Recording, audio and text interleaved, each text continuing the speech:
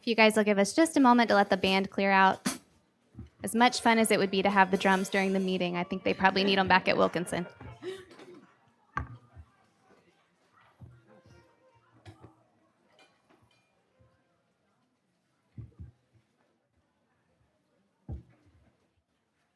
Hey, wait for me.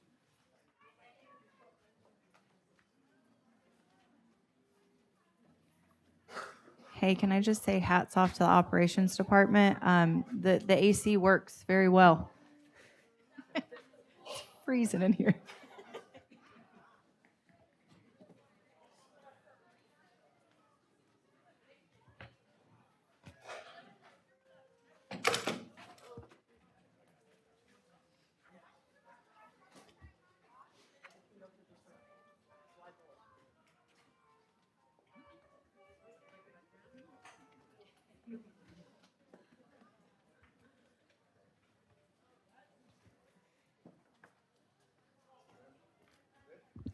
All right, good evening. I will ask Pastor Robert Bass from Celebration Church, Orange Park campus, to give an invocation, which will be followed by the Pledge of Allegiance. Please stand.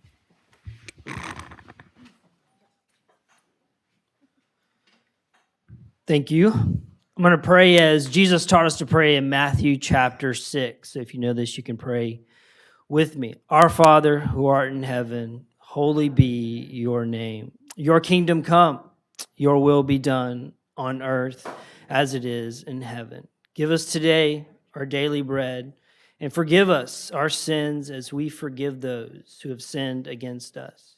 And lead us not into temptation, but deliver us from evil. For yours is the kingdom and the power and the glory forever. Amen.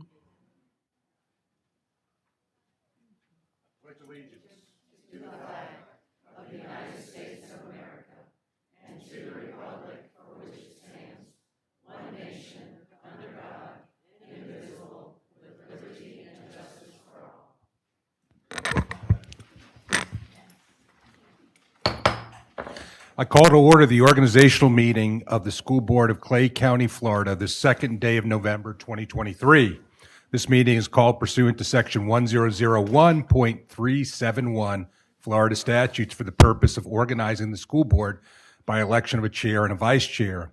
I will now open the floor for nominations for chair. I'd Ms. like Hanson. to nominate, I was going to nominate Ashley Gilhousen since she has the most experience. Thank you.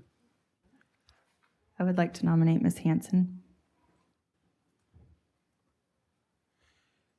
So we have our first nomination was for Ms. Gilhouse, and our second nomination was for Ms. Hanson. Hearing no further nominations, all in favor of Ms. Gilhousen, please respond by signaling aye. Aye. So how many did I hear? I heard 1, 2. Two. I thought I heard one. Okay. Two. All in favor of Ms. Hanson, please signal by saying aye. Aye. Aye. So that was 3. Who's the ayes? Oh, I said aye also. 1, 2, 3. Everybody has to vote. It's either. Yeah, Miss Onora needs to record I it. was an aye. Ms. Skipper was an aye. For, Ms. Hanson. We're talking about Ms. Hanson. Gilhousen was And an Ms. aye. Clark also, correct? I voted for Ashley. I also voted for myself. So we had Oh. 3. Okay, so let's clarify. The first nomination was Ms. Gilhousen. All in favor by saying aye. Aye. 3. Okay. With that in mind, our new chair for next school year for this year would be Ms. Gilhousen.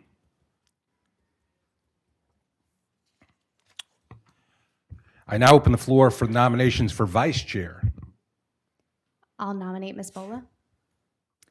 I'll nominate Ms. Clark. So we have Ms. Bola and we have Ms. Clark. Hearing no other nominations, all those that would like to vote for Ms. Bola, please signal by saying aye. Aye. How about we say aye and raise our hands? How about we do that? Okay, that's 2. Oh, Ms. That's Clark. that's 3. So Ms. Bola is the vice chair. That concludes the election of the chair and vice chair.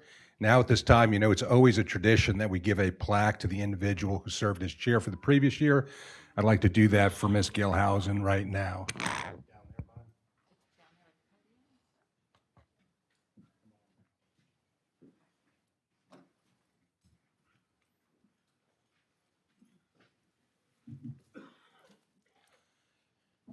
You know, being chair is not all it's cracked up to be, and Ms. Gilhousen does it with grace and diplomacy, and we appreciate her. So here, this plaque says, in appreciation of the I don't have my glasses on.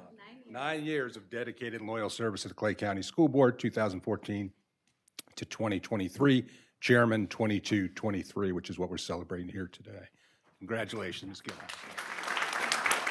Take a picture.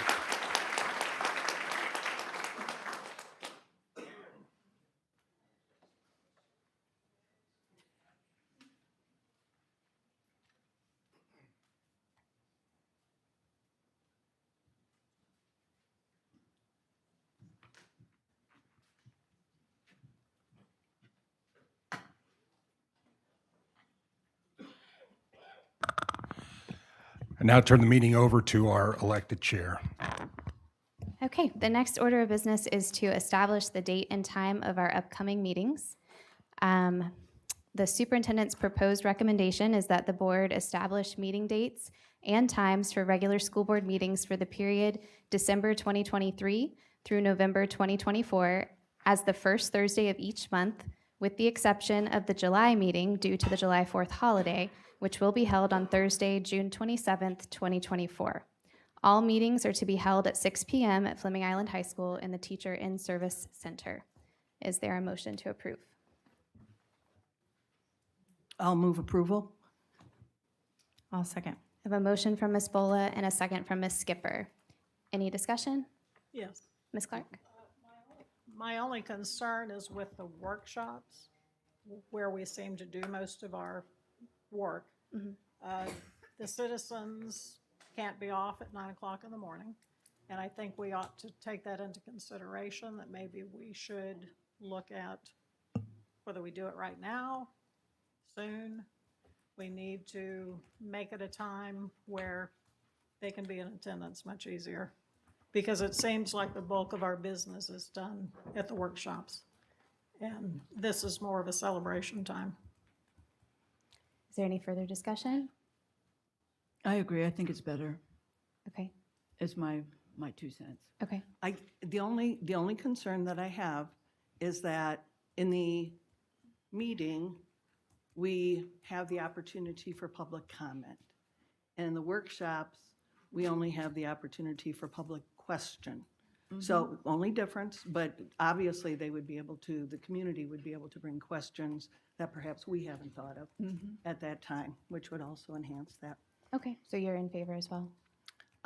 Yeah, whatever the, Okay.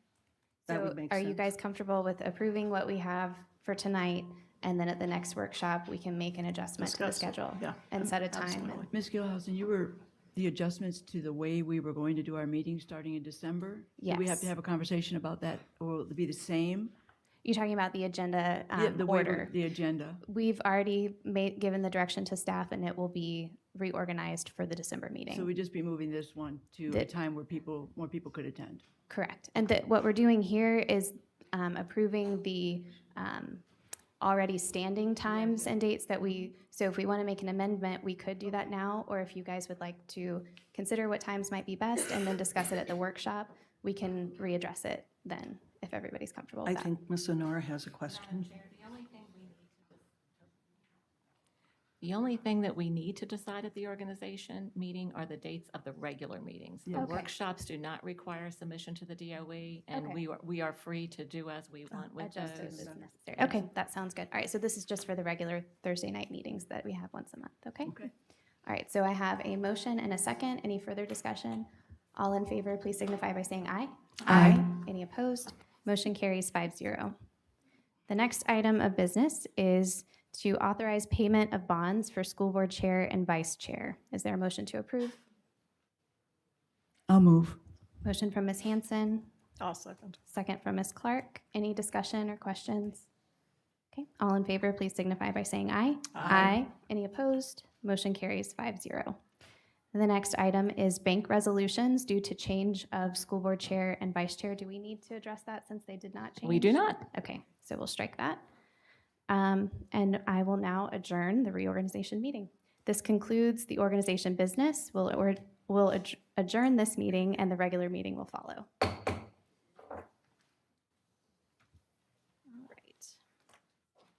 We will now open the regular board meeting of October 5th, 2023. And we will begin with, we haven't welcomed all of our guests yet, so let me do that.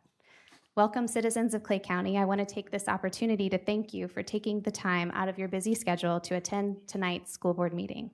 This meeting is our opportunity as your elected representatives to collaborate openly and make decisions that will decide the future direction of our public schools and the education of our children here in Clay County. If you wish to address the board on an agenda item, there will be an opportunity to speak for 3 minutes. Please fill out a card located at the side entry door indicating the specific item number or topic you wish to speak about, and turn it in promptly to one of our officers. If you have items that you would like to present to the school board or superintendent, please hand them to an officer who will distribute them accordingly. No additional cards will be accepted once the board moves to the public comment section under the presentations from the audience. Your participation is always welcomed and appreciated. So at this time, we will begin with recognitions and awards. The first we have to recognize is Art in the Capitol winner, and we have Mr. Christopher Google, the coordinator of Fine Arts, to make that presentation.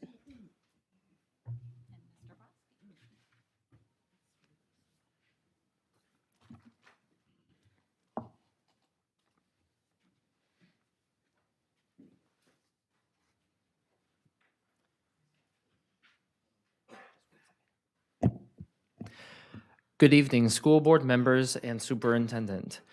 As you know, there are many art competitions held throughout each year, one of which is Florida's annual Art in the Capitol competition.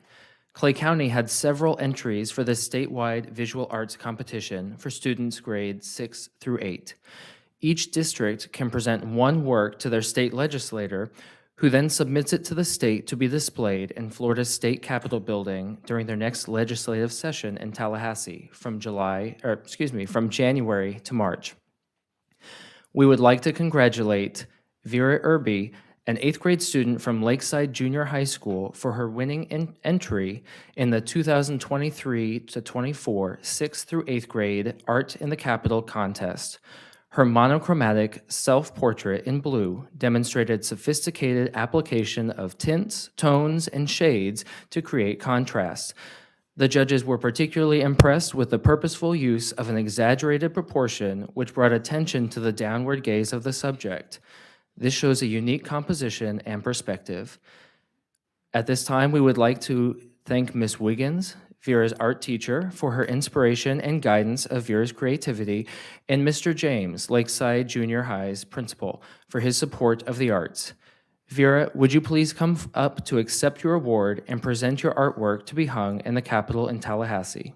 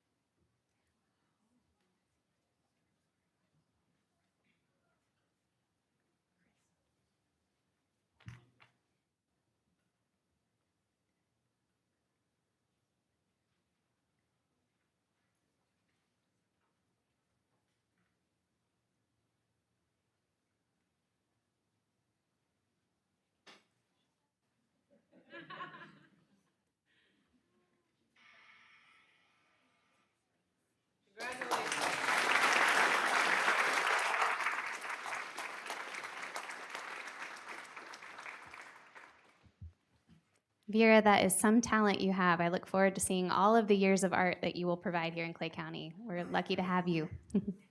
Next, we have the recognition of Clay High School Class 5A Division recipients of the Floyd E. Lay Sunshine Cup All Sports Award. And making that presentation is our Coordinator of District Athletics, Mr. Jay Stillano.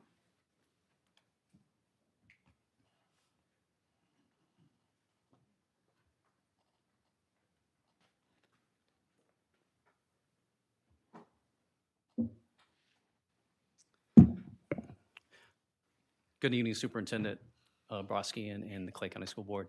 Before we get started, I just want to take a second to say thank you, Superintendent Broski, and the school board for the opportunity to serve in the capacity of Coordinator of District Athletics.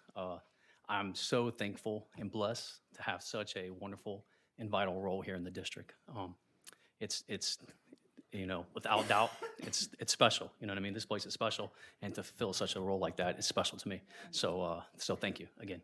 All right, so tonight I'm extremely excited about the opportunity to showcase some students, schools, and some amazing programs. And I would say that you're going to see that there's some of the best in the state, and I say that's backed by facts. I think it's easy to say the Clay County District Athletic Director would be a little biased, but I say it's based by facts with trophies, rings, awards, honors, and you will see that.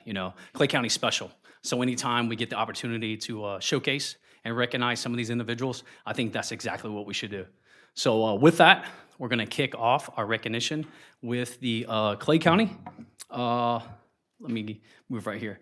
We're going to kick this off with the recognizing Clay High School girls Class 5A champions for the Floyd E. Lay Sunshine Cup All Sports Award. So you're probably asking yourself, what exactly is the Floyd E. Lay Sunshine Cup Award? So that's a good question, which proves my point. It's extremely rare. It's special. So when you look at this, if you look up there, think of it as the overall state champion. So this isn't a sport. This is a school state championship. So exactly how do you win that? How do you earn such an honor? What you do is this. When you make it to the state series, AKA the playoffs, you are given points. Your programs are, and they're awarded points. And so you have to finish in the top 16. And so it's tiered. So the state champion will receive 20 points, 12 for state runner-up, 2 for district, et cetera. You get the point. And at the end of the year, what happens is this. They add up all the points, and the school with the most points receives the Floyd E. Lay. So again, I can't reiterate how special this is. I think Fleming Island may have won this. I don't know exactly what year it was, but I don't know if there's another school in the county that's won this award. All right, and then when we look at 2022-2023 season, the Clay High girls earned an impressive 114 points. We look at the next closest school, 75 points. So exactly, you're exactly right. So what I would say is that the Clay High girls programs not only won the Floyd E. Lay Award, but I would say that they left no doubt who is the best girls program in all of 5A in the state of Florida. That's what I would say.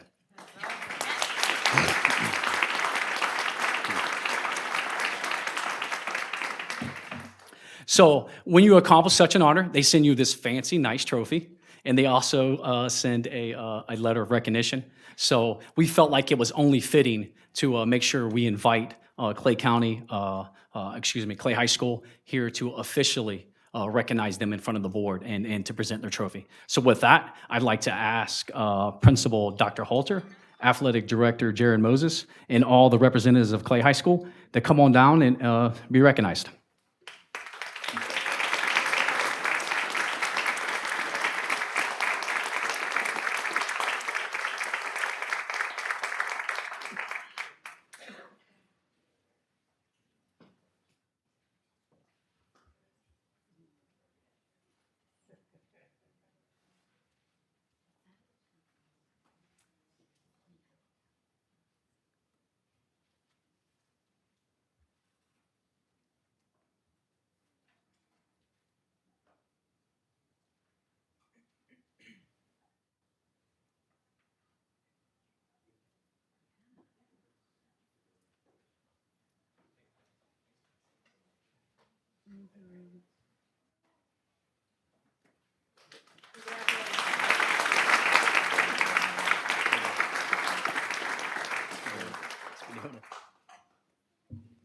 That is fantastic. I was just telling the superintendent, I had my high school reunion a couple weekends ago, and we got a tour of Clay High. That's where I graduated.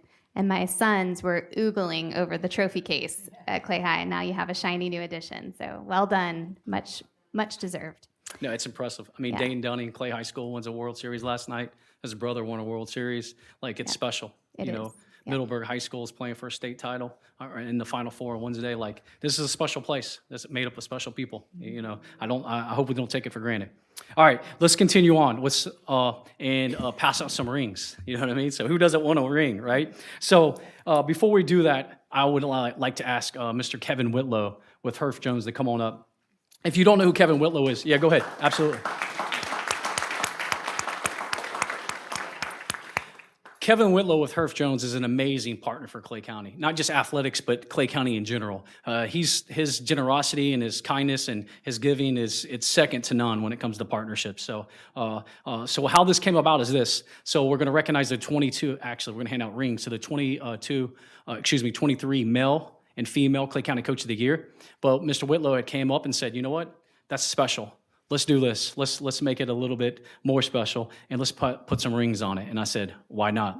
All right, so here we are. All right, so before we move forward, first individual that we're going to recognize is Miss Ashley Houston.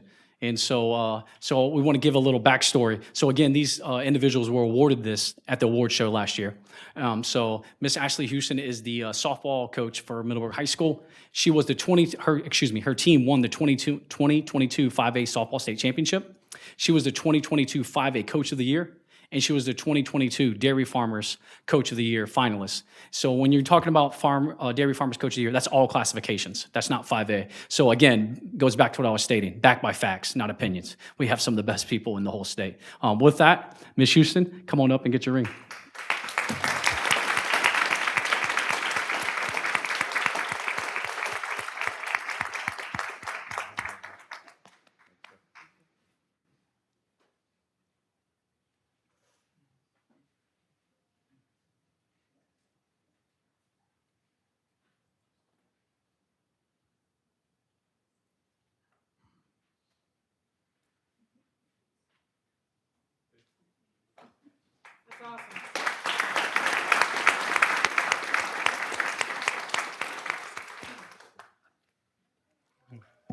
All right, and our last recognition tonight.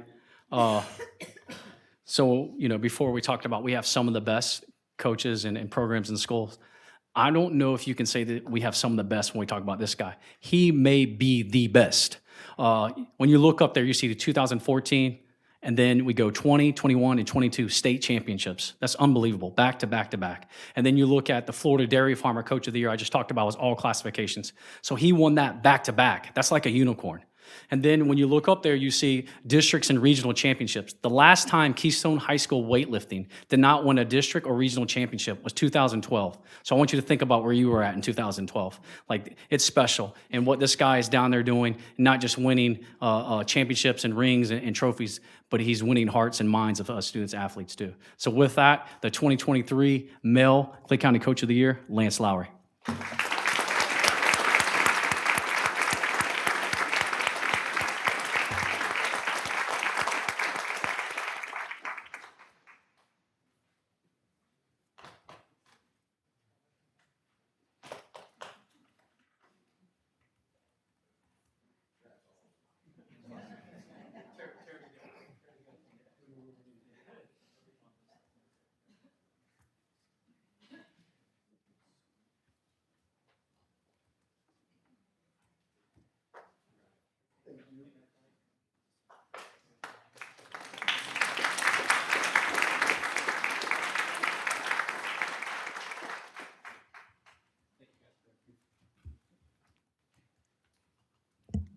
All right, next we have the recognition of the 2023-2024 Clay County Principal of the Year.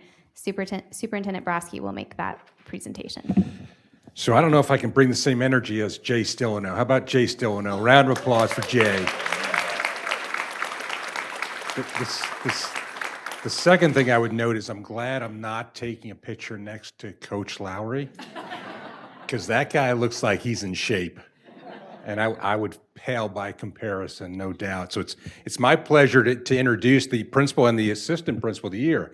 Don't need to tell you, when it comes to school success and academic achievement, first is the teacher in the classroom. Second is the leader of the school, right? When you look at effect size, every educational journal would point that out to you.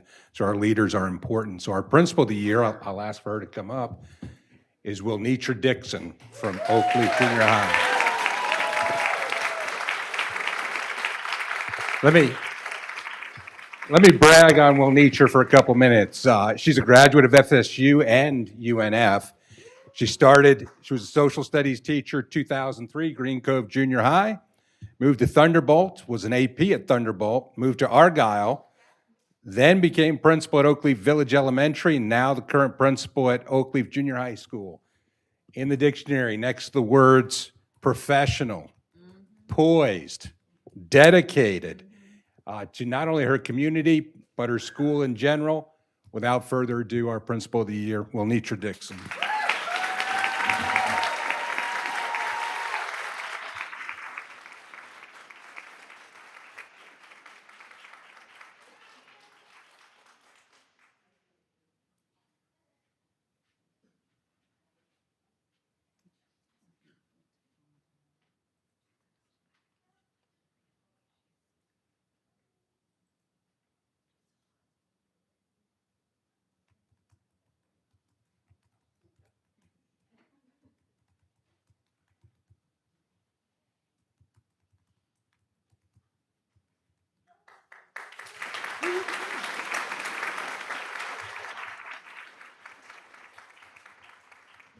Next, we have our AP of the year. Let me just say something about being an AP. When I was an AP, I said to the principal that I worked for, I said, hey, I want to be the principal.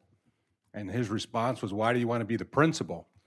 And I said, because I'd like to say yes every once in a while, right? The role of an AP is very difficult and challenging as the disciplinarian of the school, and many of the jobs that go unnoticed behind the scenes.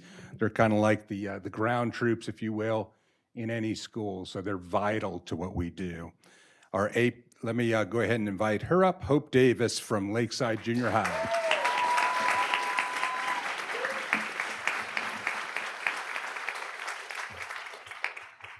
Just to brag on Hope for a couple of minutes, this is her 6th year, I believe, as assistant principal at Lakeside Junior High.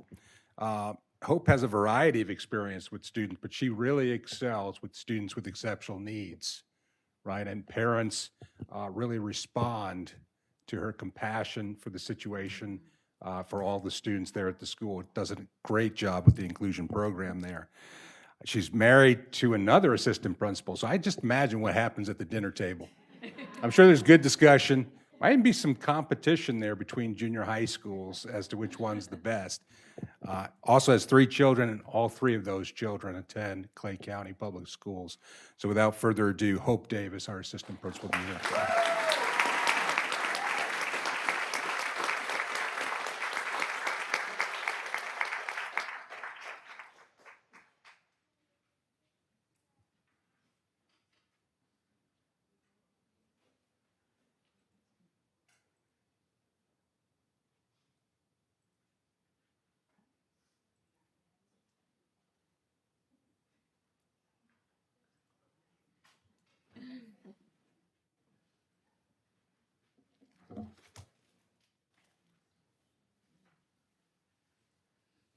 Well, congratulations. We certainly have a lot of talent to celebrate here in Clay County.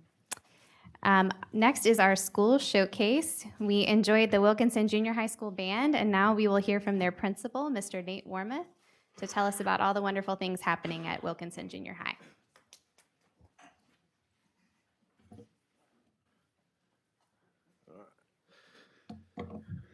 All right, good evening. First, I'd like to thank the school board and Superintendent Broski for allowing Wilkinson Junior High to be part of this showcase for this month. We're excited to share some of the positive impacts that we've had occurring on campus over the past year to year and a half since we got there. I would, before I start, like to recognize my leadership team. At Wilkinson, it's a team game. Education's a team game, so it's a we before me approach. So not only our faculty and staff, but also our leadership team. The foundational successes we built last year as a school, and hopefully we'll continue to build on, would not be possible without our leadership team. So we have our dean, Ms. Jessica Rockwell, assistant principal Michaela Moriarty, and then another assistant principal, Chris Corella. All right, so data. Most would agree that a school's success is a result of strong academics, school safety and discipline, and a strong culture and sense of belonging for everyone. At Wilkinson, we believe we bring those three things to the table. Coming into last year, academics were not stellar. We kind of talked as a leadership team, talked to some teachers over the summertime, looked at data, and found some opportunities to hopefully make a quick turnaround for some success. So out of the 7 high schools coming in last year, we were ranked 5th, 6th, and 7th in all academic categories. Which of course we knew was not sufficient enough. Heard a lot of excuses, a lot of kids down dirt roads, kids in trailers, kids can't do it.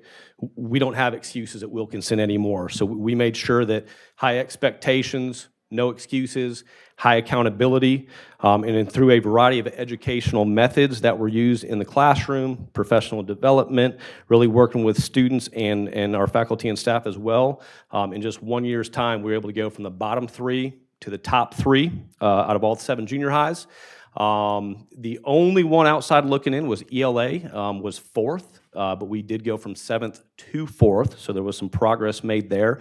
Not satisfied with that. I would note that with civics, we were 1 point away from 2nd, and that with math, with algebra and geometry specifically, math did a great job. Our 8th grade jumped 23 percentage points in 1 year's time. With algebra and geometry, we actually led the entire district, including high schools, in pass rate. So we're going to obviously continue the academic portion and the success that we've had. We're going to build upon that, but that's just one pillar with strong instruction and strong academics that we believe at Wilkinson. Just as Mr. Warman says, alongside academics, I'm sorry.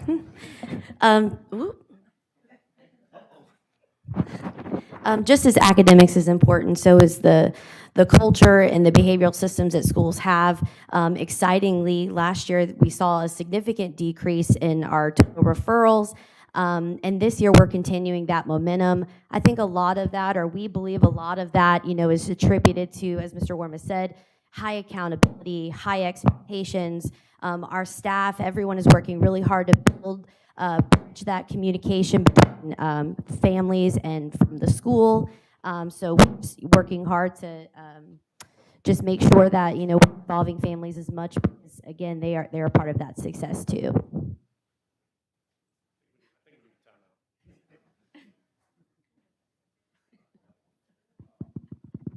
Test. You guys hear that? Hello? Yep, it's on. All right, sorry about that. The final ingredient in a school success is building a positive culture in which students want to attend school, take pride and ownership in their school, and they are rewarded for doing the right things. At Wilkinson Junior, we strive to do all of these things and more. Over the past year, we were able to get our cafeteria remodeled, as well as update our media center. For our FFA students, we are almost done with the completion of a brand new barn area. These updates were all made possible while working closely with the district staff. We have also added several new window and door wraps, windscreens, benches, and rugs throughout our campus with all of our school logos for student pride. For students doing the right things on our campus, they become eligible each week to win items like school shirts, lanyards, donated gift cards, and even get to use our state-of-the-art game room during their lunchtime.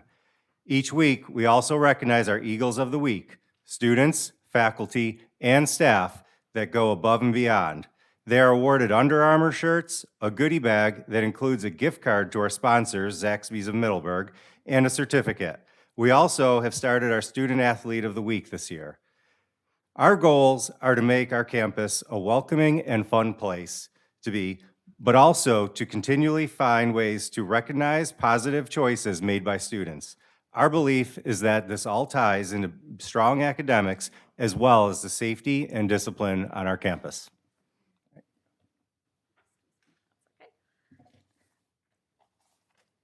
Okay, we are also one of only 3 schools in the county to be a community partnership school.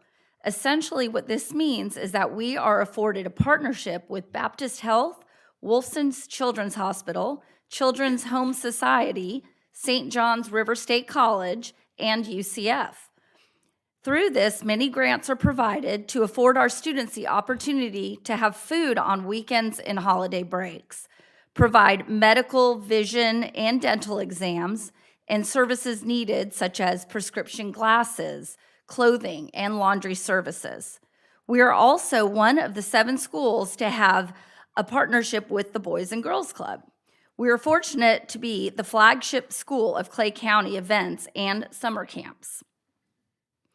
But our students are also afforded opportunities like having an amazing game room, robotics, and other STEM programs, and even a recording studio where they can learn how to use editing equipment and programs that go along with that.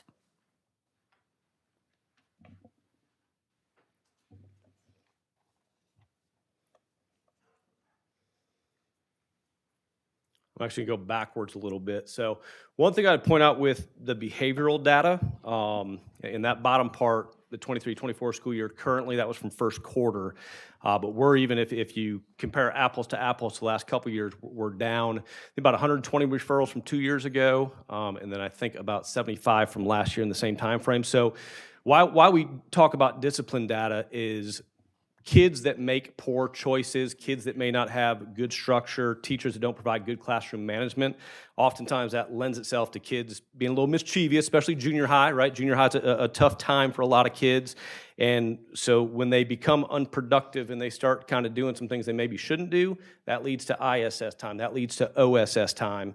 And of course, if they're doing that, they're not maximizing their seat time. They're not maximizing their learning time in class. So that's kind of a huge thing for us to have those expectations for the kids and the students. Credit to them, have done a phenomenal job both last year and this year. It's not easy always to make changes and make adjustments, especially as 12, 13, and 14-year-old teenagers. But they have done a great job. And so some of this, I think, by maximizing that seat time, it kind of parlays itself into the academic portion. And then finally, so in conclusion, let me fast forward here a little bit. Oh, I will also say a couple things with CPS and boys and girls is so the community partnership, Ms. Moriarty mentioned glasses. I mean, we have 7th and 8th graders that have never had glasses before, and they come and get tested for vision and get their first pair of prescription glasses. But imagine going through elementary school or even their first year of junior high in 7th grade and not being able to see the board or to be able to see a book to read. So services like that are instrumental in our students' success.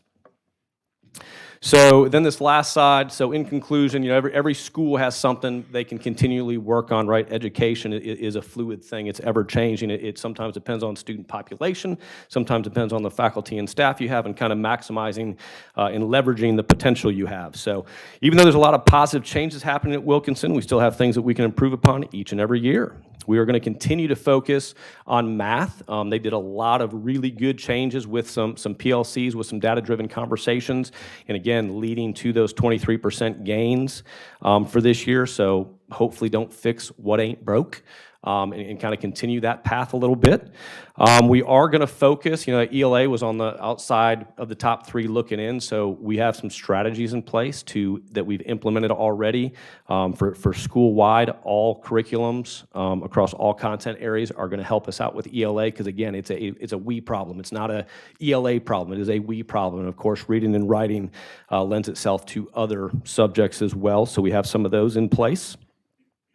Also, we were a little more strategic this summer. You know, when we all came in 2 summers ago, kind of behind the 8 ball, we could only change so much. So we really honed in on some scheduling to give all kids equal opportunities throughout the school year. Again, leverage what teachers we put with what groups of students. But we do firmly believe that all means all and that every single student can learn. Again, there's no excuses. There's no low expectations. You know, you can love a kid till they're low. We don't do that. The bar's up here for everybody. As long as those students are willing to work for it, they absolutely can earn success.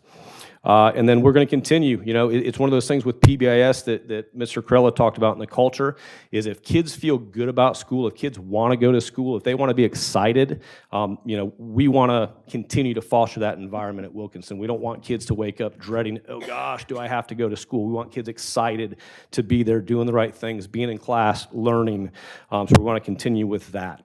So with that, again, school board, Superintendent Brodsky, I appreciate you guys allowing us to come out tonight and just share a little bit about what we do down 218. I know it's a school way out there, but we do appreciate it, and we look forward to many more years of success out there.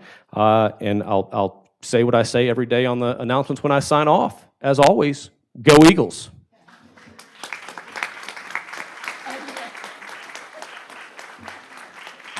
Let me just say, Mr. Warmoth, you and your team have excelled. You know, Wilkinson Junior High is definitely a school on the rise out there. We appreciate the leadership and all you guys do out there. Thank you. I appreciate you, sir. Phenomenal improvement. Thank you so much, Mr. Warmoth.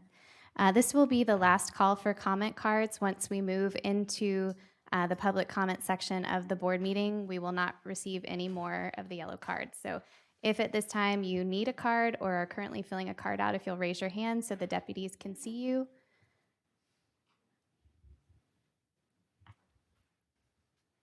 I see one in the back. Yeah. So as we move into the public comment section, we have quite a few speakers.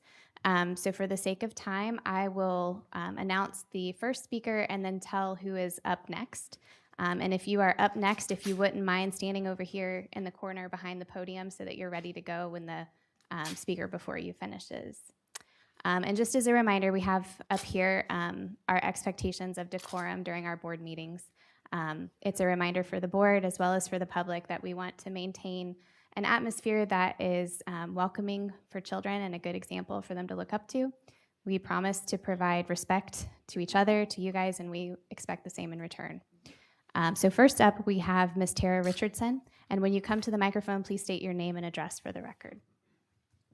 After Ms. Richardson will be Vernaya Johnson.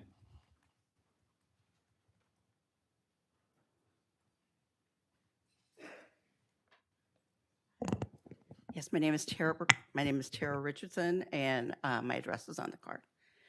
I just have a short statement tonight. In March of 1981, which was after I was born, we moved to Clay County, and I had the opportunity to work as a substitute teacher at Middleburg High School, and then get a job at Middleburg High School. And Dr. McDonald gave me the opportunity to be an administrator, and I finished my career here at Fleming Island High School.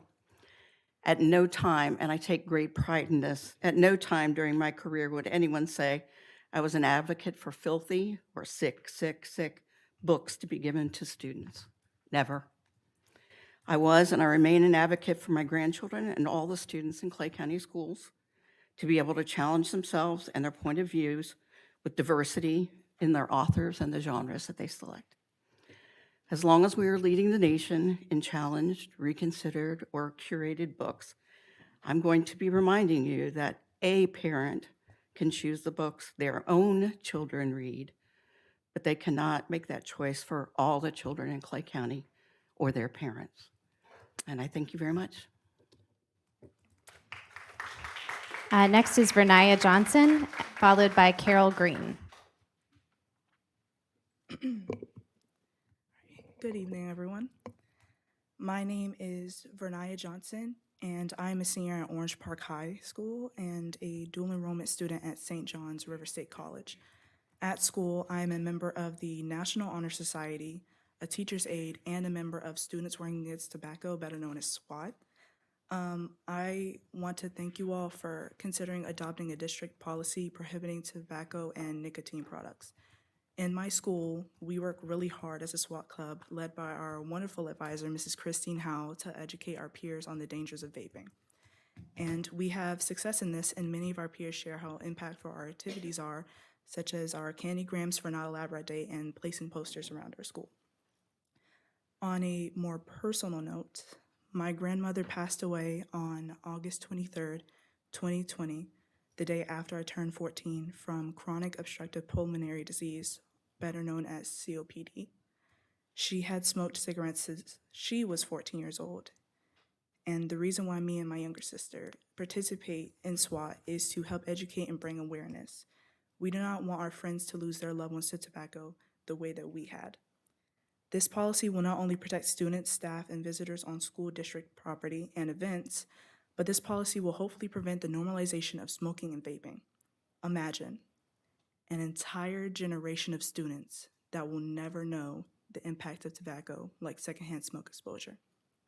And lastly, as a student who has observed the effects of tobacco in our schools, as a student who educates my peers about the dangers of tobacco use, and as a student who celebrated her 14th birthday, only to have the celebration abruptly ended the next day with the loss of her grandmother, I sincerely thank each and every person involved with making this change possible. Thank you very much for your time. Next is Carol Green, followed by Kristen Taylor. Hi, how you doing? Thank you for allowing me to speak on behalf of loyal Clay County bus drivers. I am Miss Carol. To my kids with 26 years of service, they hold a special place in my heart. As you know, last year was a nightmare. The reason I'm bringing this up is I feel we are heading in the same direction. We were humiliated on social media and verbally abused at bus drivers, but we still had to smile. We have already had 30 drivers resign since school has started this year. Our students and parents deserve better.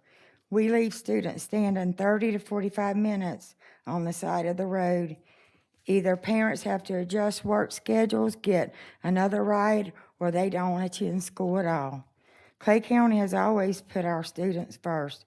We owe them. They are our future. We are almost 3 months into the school year, and no increase of pay has been discussed.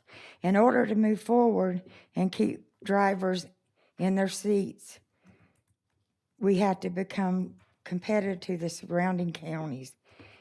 In the past, certain drivers got pay raises when others only was given 5 cents. Treat us the same. We all do the same job. It is unfair. We have dedicated our lives to this county and the students we love. Please, it is time to start negotiations for our drivers before we lose more due to pay. Our Clay County bus drivers are the best. Next is Kristen Taylor, followed by Russell Beans. Good evening. My name is Kristen Taylor. Address is on the card. My daughters had gone through 3 bus drivers in 1 school year. I became a bus driver to be part of the solution, not the problem. That was 9 years ago. In 2020, I got perfect attendance and even worked that summer. I fell on hard times and was the only stable breadwinner. Unfortunately, even with the field trips, spraying buses for COVID, and working summer cleaning buses, I was still on food assistance. That was disheartening, considering most people believe working for the school board is a great opportunity to make money, including my grandparents who raised me. In 2021, I started trying to recruit other drivers from my church. The Clay County School District implemented an incentive to recruit during that time. It was an opportunity for me to make extra money, even though we all know bonuses are taxed. They even printed out and handed out flyers. The incentive was a $500 bonus. I recruited a great friend who in turn recruited another friend. Each one completed their 90-day probationary period, which was a stipulation to receive said bonus. I made phone calls to our HR at that time, who told me it would be on my next check. It never came. I called the Green Cove Springs office, and they told me they would get info and they would call me back. That was 2 years ago. I never got the bonus check, nor did my friend, and I never got a call back. Actually, I was told by a reliable source that there never were funds for that in the first place. Just last year, I completed 12 routes in 1 day. 1 day. I have a permanent double high school route. 3 stops that I doubled for on my junior high last year are now added to my route this year. I spoke with a senior driver who has been working with Clay County District Schools Transportation as a driver for 35 years, and she said this is the worst it has been. We have driven when the construction was at its worst, all while having the worst driver shortage in Clay County District Schools' known history, according to our 35-year senior driver. This is only my account. There are many more just like me, and worse. Please consider giving us a pay increase. Thank you. Next is Russell Beans, followed by Dennis Metheny. Hi, my name is Russell Bennis, 1405 Manatee Cove. I come to talk to you about a controversial issue, and it's the school board, police versus the sheriff's office. Not verse, but the change in direction. And this is no disrespect towards Chief Wagner. He's a great man, and I work with him professionally, and he is a good officer, has no disrespect towards him. I think it comes, for me, for our children's safety is what we have to think about first, and then money second. We have two level-headed leaders now, the sheriff and the superintendent, which we didn't have in the past. So I think that they could work well together and make this transition. And I would hope that you guys would consider transferring all funds back to BBC if this happens. Thank you. Thank you. Just as a reminder, when you address the board, please don't use any names of employees, and we don't single each other out either. So if you're addressing the board, address the board as a whole. Next, we have Dennis Metheny, followed by Sherry McGriff. It's okay. I saw in the news last night that the school board was going to talk about the police department. So I know in 2019 and 2022, there was a millage increase. And I don't know, I haven't had enough time to do a lot of research because I don't know if the millage was just put on because of the police department that you have at the school system. In my opinion, if it's working, don't fix it. If it's broke, then you fix it. I've not heard anything wrong with the police department you have now. If the police are voted out tonight, will the cars, the people, and the millage money move to the sheriff's department in the county? Who do I direct a public request to so that I can get a complete breakdown of the millage for those years of the vote? I'd like to know if it was strictly about the police department, strictly for cars. I need to know that. If the state and the county taxpayers pay for the school security, what will change?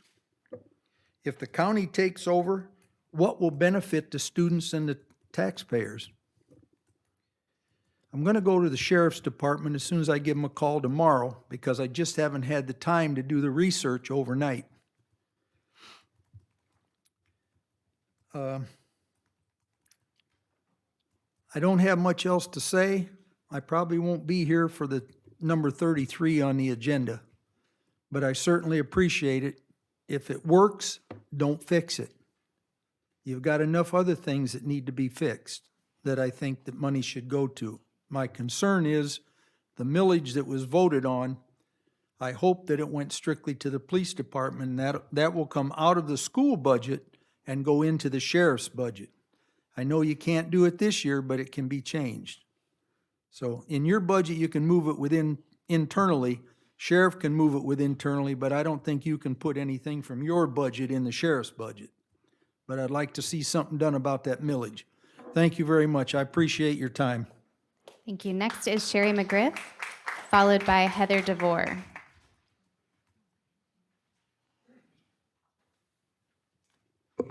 Hello, my name is Sherry McGriff. My address is in file. First, I want to thank the Clay County police officers for everything you've done in the schools while you've been here. What I want to say is, this is really annoying. What I want to say is we appreciate what you've done, but I know, I don't know what's wrong with it. Oh, you gotta stop my time, Ashley. I said your name, sorry. Okay. We appreciate, as citizens and parents and grandparents in Clay County, we appreciate everything you've done. And I pray that you will vote for the Sheriff's Department to take back over the safety and security for our students. And the reason is, it's not because the police have done a bad job. They've done a great job. The problem is the lack of accountability. We had 1,880 incidents last year, and only 11 were reported. Those include, minor things, sexual assault, different things. That's a problem because it's not being reported to the sheriff. That's a problem. Our kids' safety is our utmost concern, right? So we wanted to go back to the sheriff's department. I pray that all of you could, all the police that I'm talking to, I pray that all of you could transition to the sheriff's department. But if you can't, for whatever reason, I pray right now, in the name of Jesus, that you will get a better job, the community will surround you and come together, and you'll get a better job with better benefits. And I pray that in the name of Jesus, and I'm completely sincere. Thank you. Next is Heather DeVore, followed by Helena Cormier.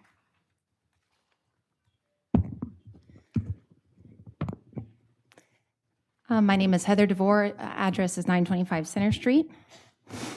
I come before you today to express my opinions about the fate of our Clay County District School Police Department, as I have a vested interest, because I have a child that attends a Clay County school. Having been a teacher, school administrator, and now working in the Office of Safety and Security, I have had the pleasure of interacting and seeing firsthand the great job that our school police department is doing.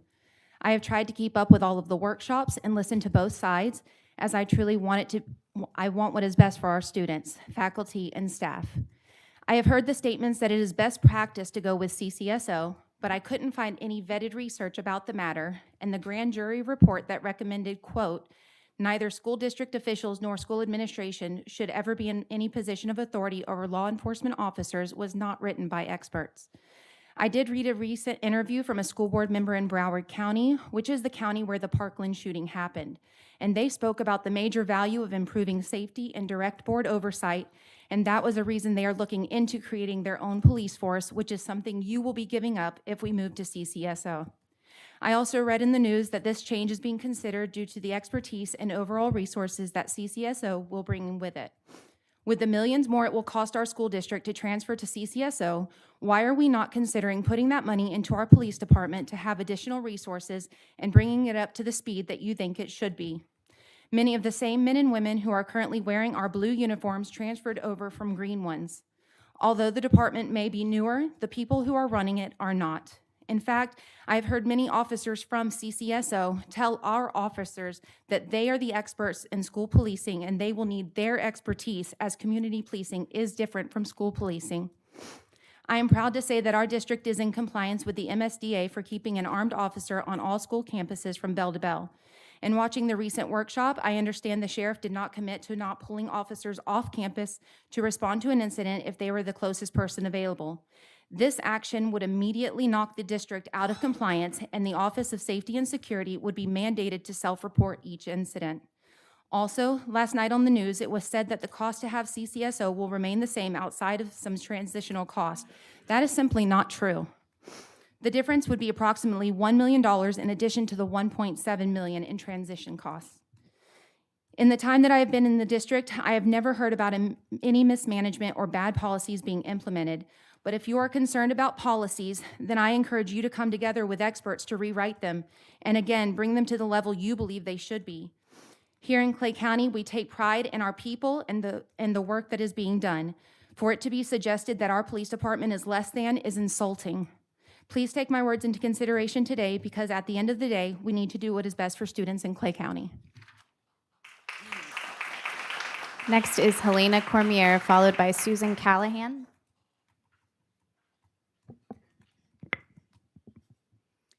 Good evening, school board members, superintendent, and all the other guests. My name is Helena Cormier, and my address is on file.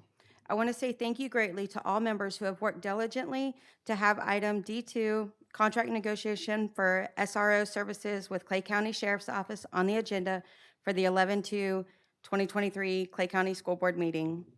Today marks 1 year ago from my initial attendance at the November 2022 school board meeting after the hazing incident of my son. I did not speak publicly because I did not want to interfere with the criminal investigation. After that meeting, I spoke with Ms. Gelhausen about the hazing incident with my son and the incident involving a hacksaw. There are many details, but due to the legal complications, I will be very brief. I let Ms. Gelhausen know a detective was finally going to call me the next day, but I wanted a sex crime specialist to handle my son giving his statement because my son had been sick as could be since the incident happened weeks prior to the meeting.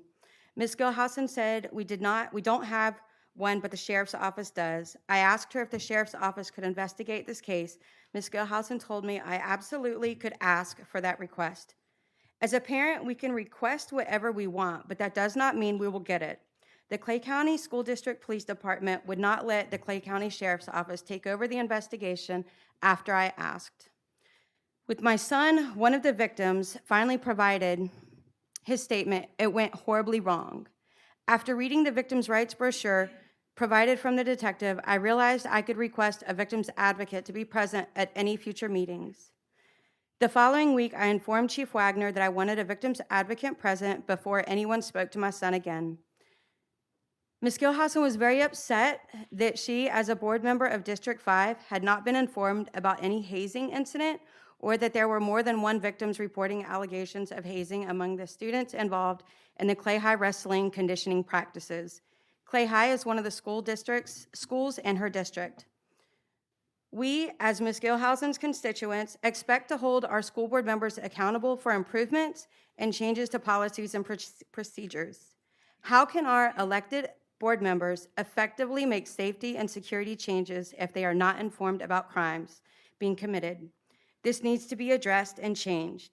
Someone needs to be responsible for reporting crimes to our board members and the Assistant Superintendent of Operations Department so they can make appropriate changes to policies and procedures. I absolutely love police officers. We need a police department that is not an internal police department. They are investigating crimes that may have been committed by their employers and by their employers' students. Most employees want to keep their employers happy. I see a major red flag for problems. We need a police department that is fully equipped to secure evidence when a crime has been committed, especially when interrogating a suspect. We need a police department who has specialty departments, sex crimes, drug games, mass shootings, just to name a few. Thank you, Ms. Cormier. Your time is up. Is anybody allowed to pass time to me in the future? We don't allow that, no ma'am. Everybody gets 3 minutes. Thank you. Next is Belinda Kitchens, followed by, next is Susan Callahan, followed by Belinda Kitchens. Forgive me.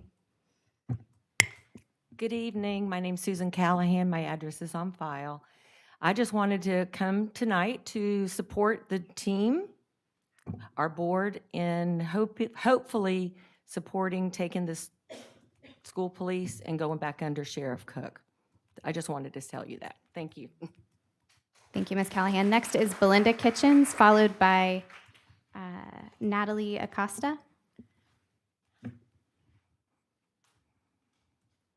My name is Belinda Kitchens, and my address is on file, and I just wanted to say, too, that I'm in support of the school police transferring over to the Sheriff's Department, especially for accountability reasons. Next is Natalie Acosta, followed by Carol Newbern. Good evening, board. My name is Natalie Acosta. My address is on file. I am a brand new transplant, just moved last month to this area. I'm from Miami-Dade County, and you are the reason I moved here, so I do appreciate everything you guys are doing. However, with that said, I'm a little disappointed we didn't celebrate Hispanic Heritage Month last month. For me, it's a little different not having that celebrated, as where I come from, it is celebrated throughout the month. And one thing I've noticed is unfortunate situations where we've been referred to being Mexican and speaking Mexican. And unfortunately, that's not our case. We are not Mexican, and we do not speak Mexican, right? There are many countries in Latin America, and the language primarily used in Latin America is Spanish. So with that said, I do ask if we can start teaching geography. I don't see that being on the, I don't see that being on the syllabus at all. You know, I know it's a lot to ask our teachers, but it seems we don't have a map or a globe at home, and I guess our parents aren't doing it either. So if we can please start celebrating Hispanic Heritage Month. I know it just passed, but maybe up for something to think about next year, especially I know we're not supposed to mention districts, but I know that District 1, District 3, your areas are exploding rapidly with Hispanics as well. So thank you so much for your time and opportunity. As far as the policing situation, I come from a very large district where they have many police departments, and the school has their own police department. I think a middle ground might help if the police, our Clay County Police Department, maybe contracts the school police. Maybe that might help alleviate some situations. But you guys are actually very lucky not to have the crime or the shootings that I experienced working in the school system down there. Okay, thank you. Thank you. Next is Carol Newbern, followed by Pamela Henry. Good evening. My name's Carol Newbern. My address is on file.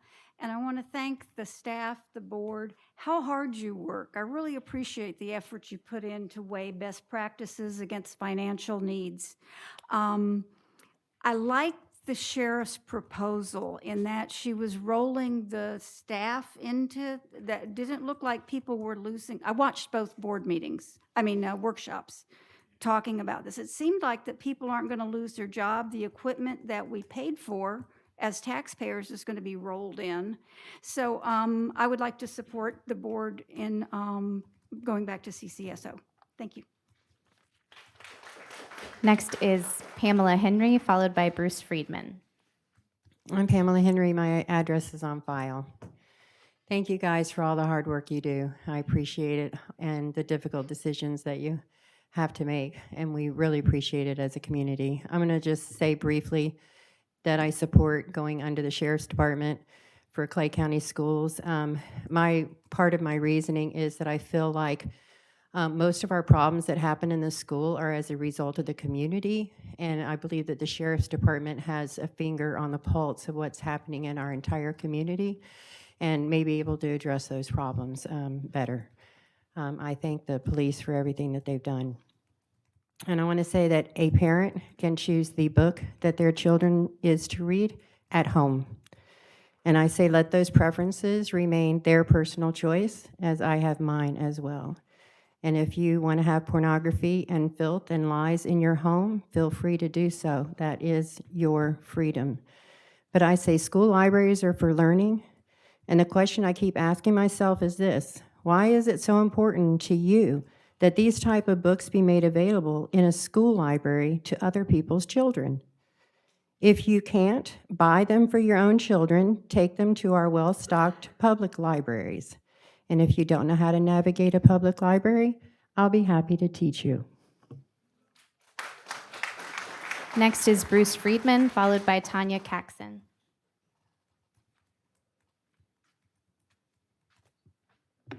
Good evening, Bruce Friedman, address on file.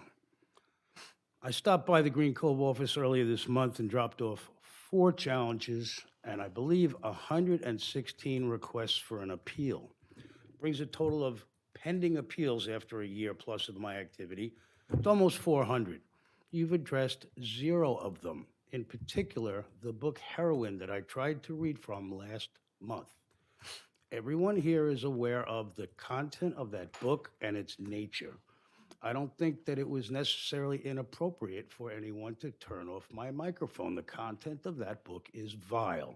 Protecting children from it seemed appropriate, yet the book remains on the shelves. You've done nothing for over a year. All of you cumulatively can't figure out a way to steer our kids away from a book that can't be read at this meeting. I find the whole thing somewhere between ironic and fascinating. I'm bringing 6 more challenges. Usually I bring a whole lot more, but I had some family this month. So the total for the month is 10, plus the 116 appeals. And I found this. There's an entry in Destiny for a graphic novel version of the book 1984. George Orwell's book is an excellent book for mature students, high schoolers, I believe. It has some sexual content, but I've chosen not to bring any attention to it, not to challenge it. In graphic novel format, I imagine this book is probably going to hit my radar. There is one pending copy. As of today, it says estimated wait-in days 16 to 19, means somebody ordered it after the purchasing freeze. I'd like some information about the status of the purchasing freeze. Who's ordering books? Who ordered the 8,000 books you filled Spring Park Elementary with? Many of those are already on my radar. Many of those have already been pulled, deselected, weeded, or other. There's still no oversight. You haven't learned your lesson. I'm going to deliver what I've got for tonight and keep up the pressure. I hope you guys do better in the future. Thank you. Next is Tanya Caxon, followed by Leanne Lunsford. Good evening. My name is Tanya Casson. My address is on file. I'm here to speak in favor of returning the school safety and law enforcement to the sheriff's office. First, I would like to thank Ms. Hanson and Ms. Skipper for their commitment to ensuring that this issue was brought forth for consideration of the board. As parents and taxpayers, we have asked that you do that, and I appreciate that you've actually listened. Sometimes politicians don't listen, so I appreciate that you guys have done that and brought that forward to the board. I would also like to thank Sheriff Cook for her steadfast commitment to ensuring the safety of our students and teachers and her willingness to take on this responsibility. As I speak with parents across our community, I hear one common thread, that they believe that Sheriff Cook can provide the best possible safety and security for our students. I can think of no greater compliment than to say, I trust you with the most precious part of my life, my child. I believe it's important to remember why we, the parents, have requested that the school board consider this transition. Sometimes we must examine the decisions of prior board members to see if their decisions were effective. In the case of establishing a school board police, we can look to the school crime data to see if the program has been effective. Since 2019, we have seen crimes committed on school campuses increase from 823 incidents in the 2018-2019 school year to 1,880 in the 21-22 school year. That is nearly 130% increase in crimes committed on campus. The only conclusion can be that since we've implemented the police department, the school board police department, the crimes have increased. We can't say that they've went down. We can't say that our schools are safer. In addition to that, we've seen crimes go up, but reporting to law enforcement going down. And I've heard the people say, oh, there was something wrong with the report. I'm not buying it. I'm just not going to. So I want to remind everyone that out of the 1,880 crimes committed on campus in the 2021-2022 school year, 11 were reported to the police department, according to the Florida Department of Education. We were given 3 different sets of numbers. I'm going to go with the one that the Florida Department of Education has. I also don't want everybody to think about this as a budget decision, but I will say that the budget that's been misrepresented, I did acquire a copy of what Sheriff Cook presented to you, and those numbers, millions of dollars, is just inaccurate. The best I can find is that it would cost a little over $700,000 more to go with the sheriff's office, and with that, we would get a much deeper bench and a whole lot more talent and a whole lot more different units that we can use to protect our kiddos. So it's not a budget decision. I appreciate your time, and I urge each of you to vote yes and to enter into negotiations with safety and security with the Clay County Sheriff's Office. Thank you. Next is Leanne Lunsford, followed by Sheila Torres. Hi, my name is Leanne Lunsford. My address is on file. The hot topic seems to be safety and security. There were comments made at the last workshop that I have an opinion on. Something to the fact that people in the county don't view them as real law enforcement officers was mentioned. I've had conversations with hundreds of community members, and there may be 5 that pop off with that, but that's never been the overall issue. The hesitation many have had since beginning was the way the system was set up, the fast-paced way it was formed, and it never had overwhelming community buy-in because of these factors. The language in the one mill tax had many uncomfortable, and it's never discussed the amount the state has allocated for safe schools, and those numbers and how Clay spent them are all in LDOE, which is millions. I don't think anyone here will argue safety and security should be the top of our list for our kids. It's how do we get there that's the issue. It's not just protecting them against a school shooting. It's sexual assaults, harassment, bullying, bringing weapons to school, disruptive behaviors, and the list goes on and on. And no matter how many times it's stated as misinformation by the district, although all 3 sets have come from you, The numbers of our assessor reports with FLDOE do not lie. And as of last week, those numbers are being shared by an outside government agency with Clay community as factual. The lack of transparency or constant adjustments of numbers when they're questioned, or rumor mills swirling, or people's experiences making an easy decision for me. Every day I can go out into the community and see that green uniform. I feel a sense of security seeing them. That is community. Parents, citizen, kids all know that uniform, and it brings consistency, something I think we're all lacking right now. I have heard over and over about FTE numbers dropping, and I've seen dozens of statistics and trends showing homeschooling growing, charter schools expanding, and even private school numbers rising in Clay County. There isn't always one answer, but a compilation of things. As a parent, for me to send my child to public school, I have to feel comfortable. The current setup we have doesn't exude confidence as a whole, and many parents across the county feel that way. Again, it's not the officers, their credentials, their bravery, their service, or their experience. It's the entirety of the way it was brought to the community, it's the system setup of it, and it's the additional resources and avenues that Clay County Sheriff's Office can bring. Many times the comments, blame, frustration is being passed as problems with the officers, just as many times teachers feel targeted. And I can only speak for myself and my family. Neither of those are truth. It comes from the disgruntled feelings and lack of trust we have in the system of public education, and the district continues to broaden that divide. If it were truly the officers, CCSO has already said they would absorb the current ones they can, and we'd be okay with that, so that's not the issue. At the inception of the police department, a previous board member said that cart has left the horse. Well, I believe it's time to hook it back up and turn SROs back over to our sheriff's office because reinventing the wheel didn't work in this case. Thanks. Next is Sheila Torres, followed by Robert.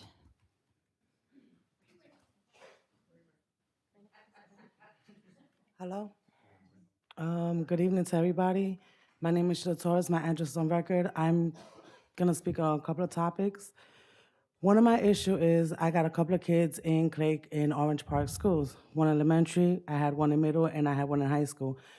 My issue is that if I cannot get in contact with the principals after so many months of trying, to me that's an issue, especially when there's concern that has to be brought to their attention.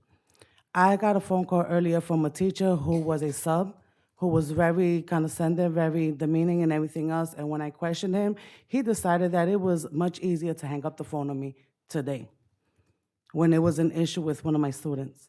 Another thing is, yes, I never had problems with the Clay County Police Department, but my issue is with Orange Park Police Department. I did bring in a situation that transpired with my son last year, back in August. After that, my son has been retaliated by his admin and other adult figure in that school. The officer in that particular building has a habit to do basically use scare tactics when dealing with us adults.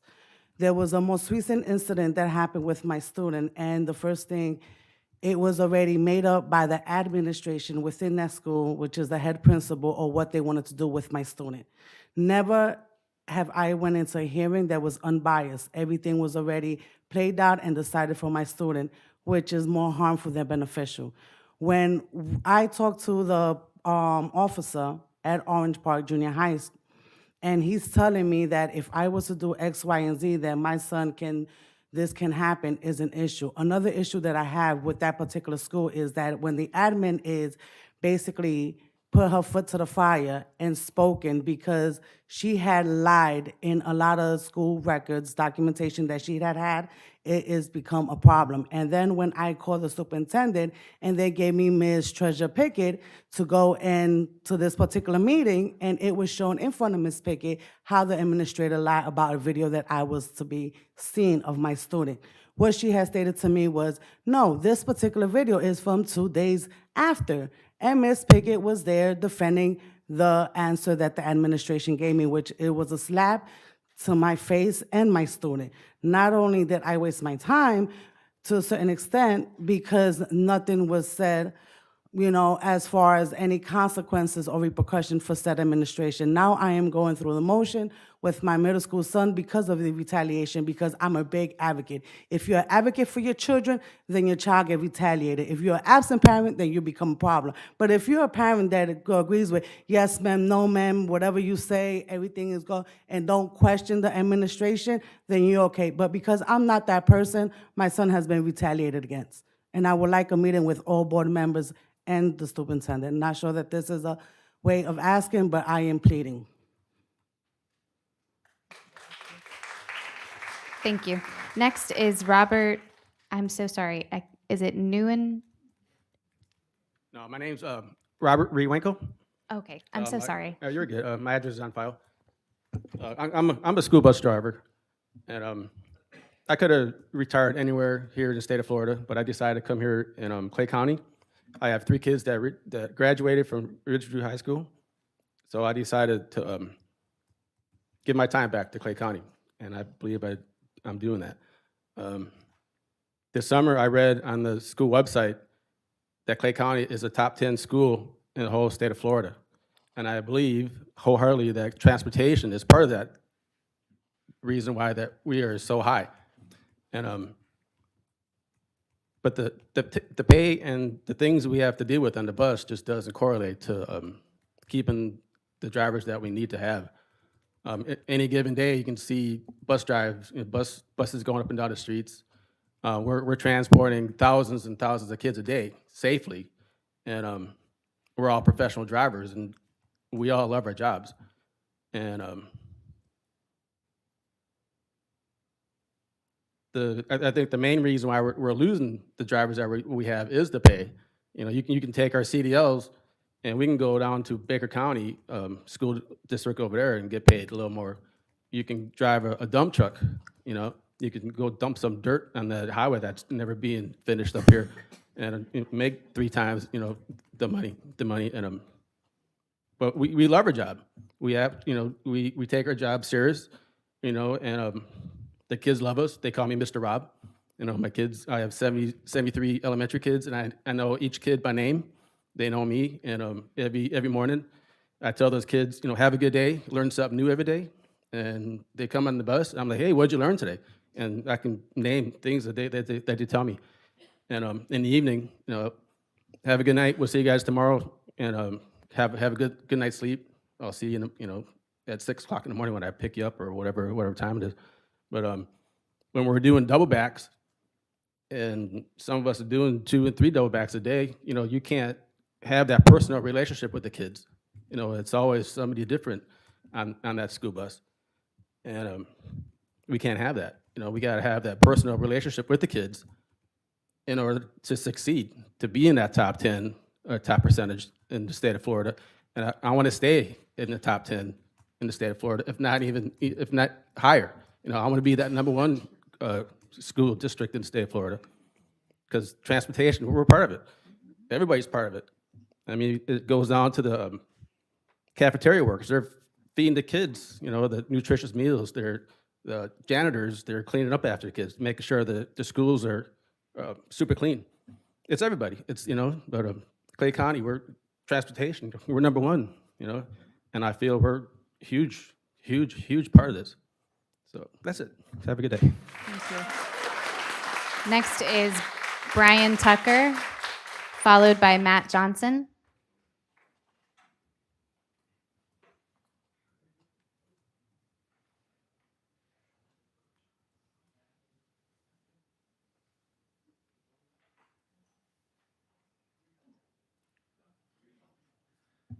Thank you.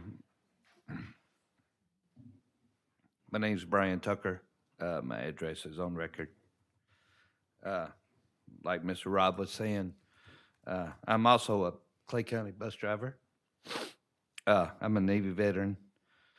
I had perfect attendance last school year, and during my summer route as well. Outside my normal routes, I really enjoyed taking the kids on their field trips.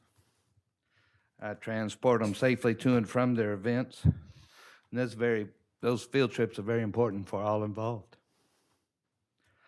I would like to speak about, like Rob was saying, bus driver retention. Experienced drivers and new drivers have left since the start of the school year. And some say it's because of pay. They seem to, the new drivers get trained, they get paid to get trained by transportation. They get their CDL, and after a little while, they start on their routes, they leave, and they go to the private sector for higher paying jobs. I'd like to try to keep these more folks, once they get trained, I'd like to see if we can keep drivers so we can keep our county out of the news like other counties across the country. We've seen the news reports, many drivers across the United States, this great country, are having driver shortages, but I feel if once negotiations begin, maybe adding a step or two or raising pay might help retaining and keeping drivers here in this great county, Clay County, and get us number one, keep us in the top 10 like Rob was saying. And thank you for the time and listening. Thank you all. Next is Matt Johnson, followed by Stephen Mills. Good evening. Matt Johnson, headmaster of St. John's Classical Academy, Fleming Island. I also have here in the audience Mr. Tony Bradley, headmaster of St. John's Classical Academy, Orange Park. We both, Mr. Bradley and I, enjoy a great relationship with the district police department, with Clay County Sheriff's Office, and also for Mr. Bradley with the Orange Park Police Department. I would like to share a couple of observations regarding current treatment of charter schools when it comes to security. The funding, as you know, was provided by a millage increase voters approved for safety in public schools. Charter schools are public schools. Additionally, our schools, along with other charter schools, receive a stipend based on the number of students. This funding method is not equitable, considering all other district schools are not provided funding based on that same formula of the number of students. Lastly, as you decide what to do about SRO services, we simply request to be served as a Clay County public school. Please, as you consider the safety of all Clay County public school children, include charter schools in your plans for SRO services. Thank you. Next is Stephen Mills, followed by Linda Knapp. Good evening. Thank you. Stephen Mills, 925 Center Street, Green Cove Springs, Florida. I am the safety specialist for the school district.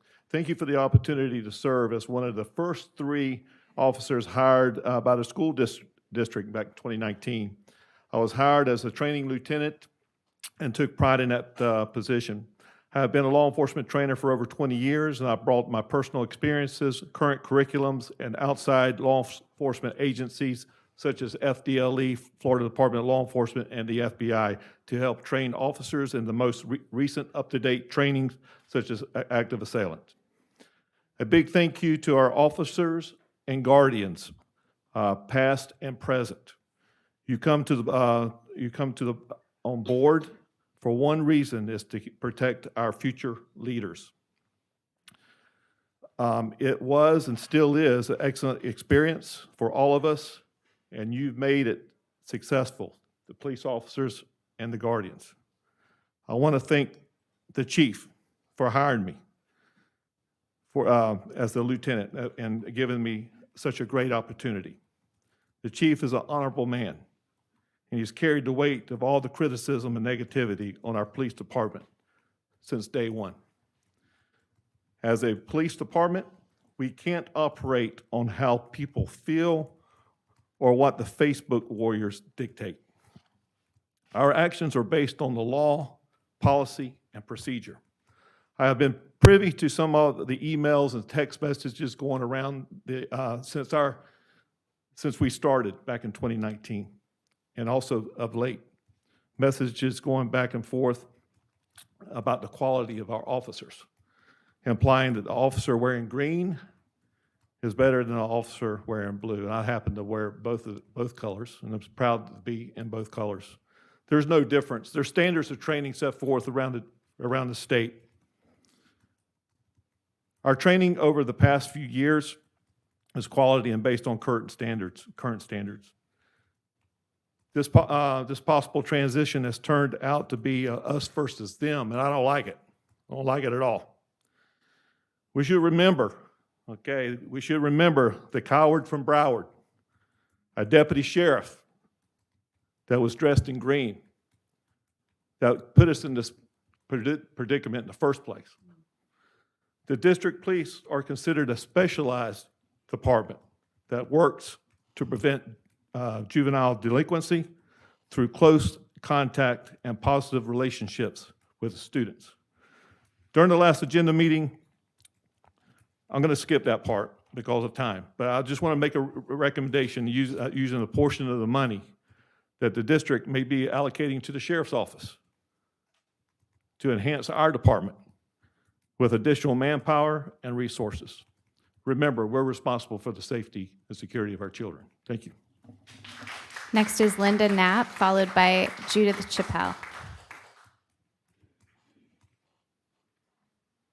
Hi, my name's Linda Knapp. My address is on that piece of paper that I filled out.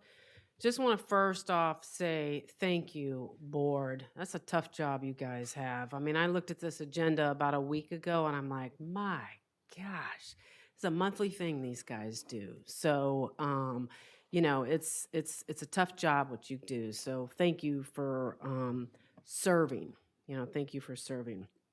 And what a great meeting I picked tonight to come. I mean, the first part of this meeting was just got a band playing and all these awards, and I'm like, wow, man, maybe I should come to these meetings more often, you know. And but really tonight I'm here on the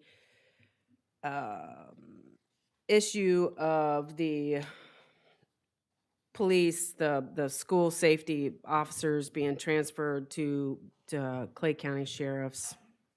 And I think it was a joint effort of several of you guys up there, you know, bringing this to fruition, bringing this to the agenda and for up for discussion. So thank you for having the courage to do that. Because I don't think it has anything to do with the actual people that are in our schools protecting our kids. I don't think it has anything to do with that. I think what it has to do with how are incidences being reported and keeping track of and taken care of, you know, and if it's put underneath the Clay County Sheriff's Office, Sheriff Cook, I mean, you know, it's then there's certain regulations and laws and, you know, procedures that have to be followed and be accounted for, and it just seems that that's the smart thing to do, you know, to make sure that what's really going on in our schools is what is really being reported. So it's a tough topic, and change is always tough. But, you know, this is about what's best for our kids and our kids' safety. And, you know, so I hope that you guys vote to send it back to Clay County Sheriff. Thank you. Next is Judith Chappelle, followed by Joshua Saunders.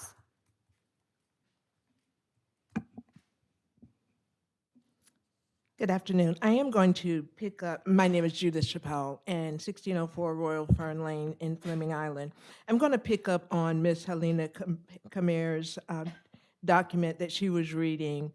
And so where she left off was, she feels that we need to have a police department that has a victim's advocate for her family, her son, and herself.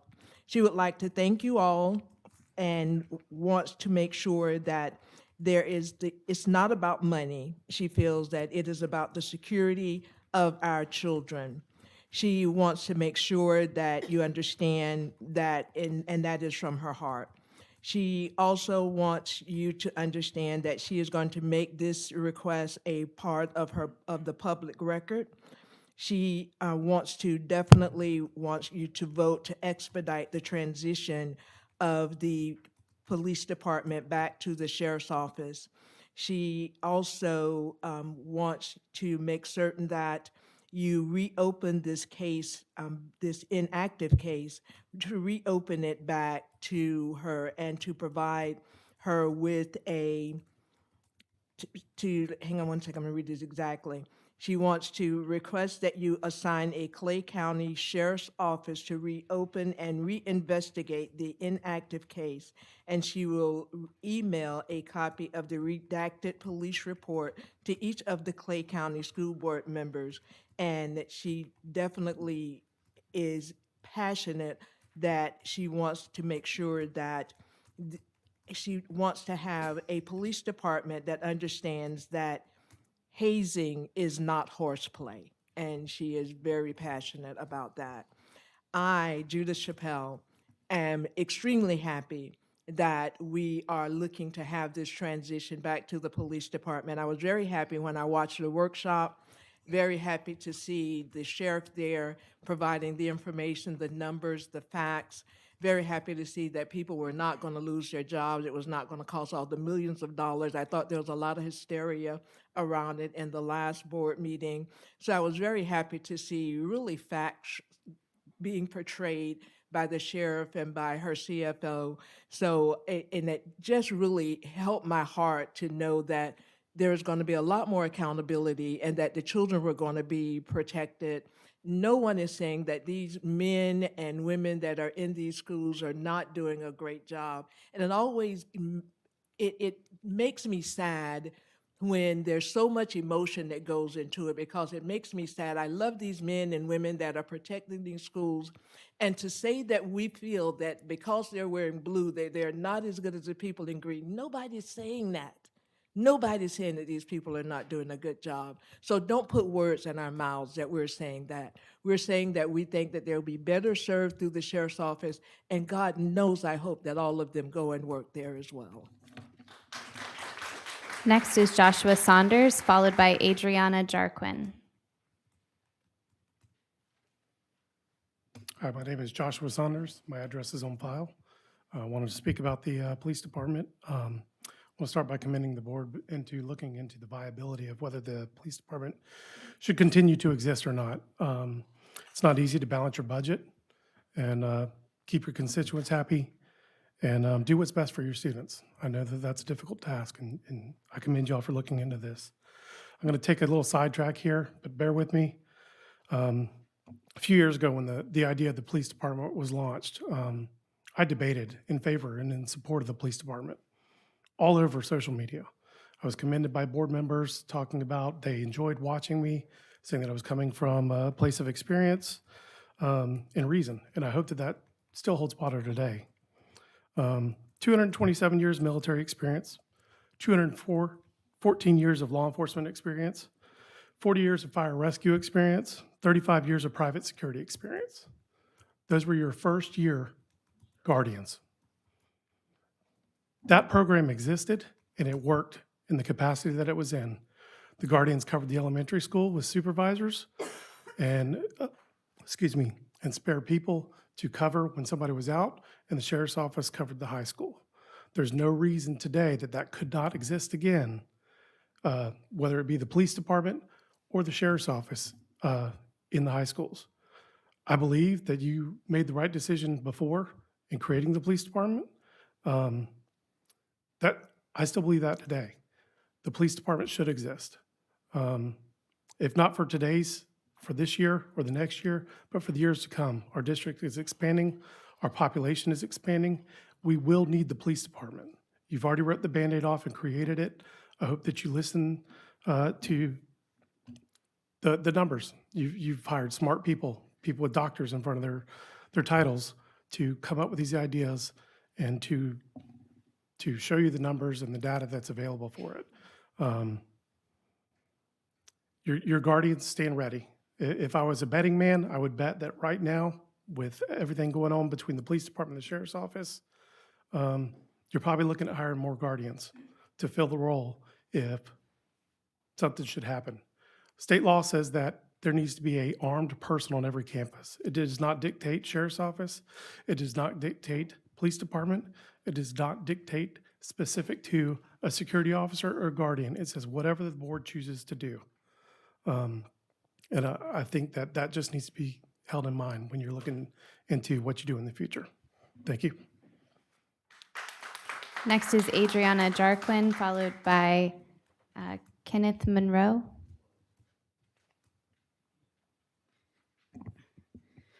Good evening. My name is Adriana Harkeen. My address is on file.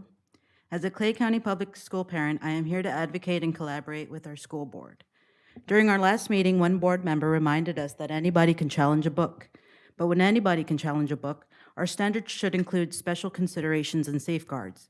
Questions and red flags should arise about the nature of someone submitting an exaggerated number of challenges, especially when there's a great misbalance of submissions made by either one individual or parents whose children do not attend public schools.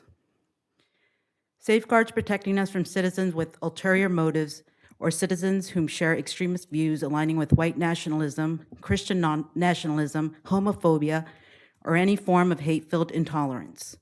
Groups who are nationally recognized as hate groups and quote Hitler while claiming to fight for parental liberties, unless, of course, you are a parent with an opposing view.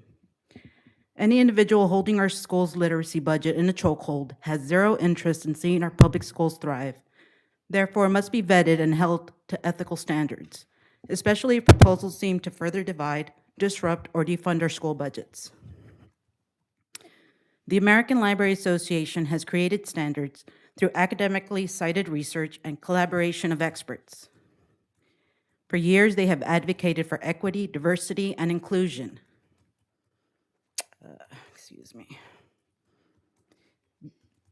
In our public schools. Nonetheless, I'm sorry, I lost my place. They have advocated for equity, diversity, and inclusion being a pillar of childhood literacy. I trust the ALA's expertise to that of extremist groups or board members denying the importance of inclusion and diversity in our public schools. Nonetheless, the intention of this proposal seems very disingenuous if we are collectively trying to improve literacy skills within our county. Regarding the new proposal to disassociate from the American Library Association, I propose this to be collectively decided through a poll sent through One Clay, so our school community may decide on said proposal. I ask our school board and social media team to encourage our schools and teachers to fill their learning environments with culture-rich images, literature, and representation. Last month, our nation celebrated Hispanic and Filipino heritage, yet there was very little encouragement for our schools to celebrate and teach cultural acceptance. As for our school library funds remaining frozen for over 2 years, I ask these funds remain untouched until they are in the hands of our librarians.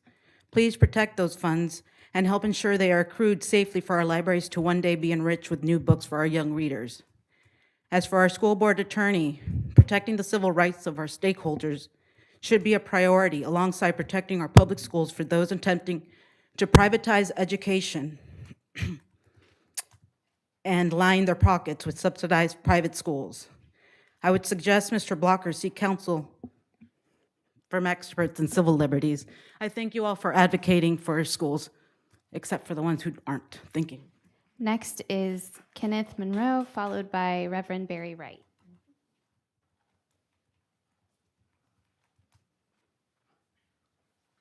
Good evening. My name is Ken Morrow. I'm Regional Director for Northeast Florida for Republican Liberty Caucus of Florida. And I apologize, I've had some dental work done, so I'm having problems talking. But as I look back at this, it reminds me of a situation I was involved in a few years ago when people in Duval County were trying to defund the police department there. It was coming from one of the council members. I fought against that because I realized the importance of the police department no matter where they are, what color uniform they wear. In this situation, though, I think we have to take a look back at when the initial police department was first formed. Sheriff Daniel proposed a budget of about $10 million. It was rejected. Unfortunately, what's happening now is we're going back through and taking a look at this overall cost of the police department, not to develop a new one, but to transition from the current police department into a blended police department that would include CCDS with the CCSO. I think you have to take that into consideration. It's very important. But the other thing you have to take a look at as well is where we stand as far as a county and also a community. Right now, if my numbers are correct, our population is around 225,000. Of that, we have 37,521 students. There's a police department organization group that goes through and recommends staffing. And basically looking at that, their suggestion the police department staff should be between 1.8 to 2.5 individuals per 1,000. We have almost a 1-to-1 ratio for our students, but we're actually behind in the Clay County Sheriff's Department. They're understaffed. That situation will continue to get worse as we grow, because at this point in time, the projection for Clay County is to be at 300,000 people by 2030.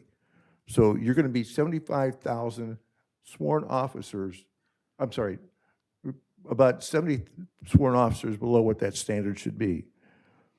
The situation here also is unfortunate because what happened in Parkland and the continuing development of going through and planning for the future, I think we have to take a better look at what we're doing now to make sure we cover both the immediate needs of the schools, but also more importantly, the immediate needs of the community in general. Again, I support transitioning the police department for the schools into the CCSO. Thank you for your time. And our last speaker of the night is Reverend Barry Wright.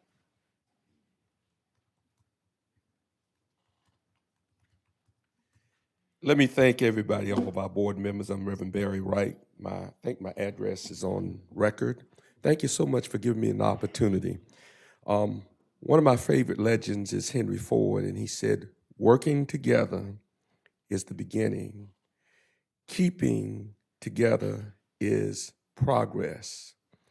And he said, coming together, working together, and then we can have success. The key word is together. I want to address three things very briefly. The first is, in the school board's effort to protect this community, it has become very difficult to be able to use the facilities of the district that we live in. For instance, last year we created a Martin Luther King commemorative celebration, and I want everybody to know I'm MAGA Republican, I'm Progressive Democrats, I'm Independent, I'm Green Party, I'm just all of it, okay? And so all I want to see is a better community. And the individual that we brought was the renowned Dr. Marlena Smalls, who created the Gullah Fest, sung before the Queen of England, and it was so difficult because of the decentralization of how we do things now, and even to get conversations with the wonderful administrators because they're trying to follow the rules and order. There are only a few places that can accommodate venues for personalities like that. So we didn't get that, so we had to, cut it down. This year, we got a retired 3-star admiral, David Brewer. And we cannot penetrate this thing. This guy's from Florida, a legend. And I bring people in to try to make a better community. Somebody that's like me. I'm a former military officer. We're everybody. And expose people. And in the oak leaf cluster, we need an easier way to be able to help make a healthier community. 30, 40,000 people there, and everybody's so paranoid of each other and that kind of stuff. I represent unity, the presence of Christ. And God, we need some help. It shouldn't be that somebody that has served the country, that's a retired 3-star admiral, been in education, that I cannot get a venue. Last year, we got a grant from the Community Foundation to present Dr. Smalls. This year, we got some constituency. We just need your help. With the school in these books, look, do what's right. The studies show one of the things that we need to think about is kids spend more time on the internet than they do reading books. Thank you for your time. Thank you. That concludes presentations from the audience for the evening. At this time, we'll move to the adoption of the consent agenda. Do I have a motion? I move approval. Do I have a second? I'll second. I have a motion for approval by Ms. Bola. I have a second by Ms. Clark. Any discussion? Seeing none, all in favor, please signify by saying aye. Aye. Any opposed? Motion carries 5-0.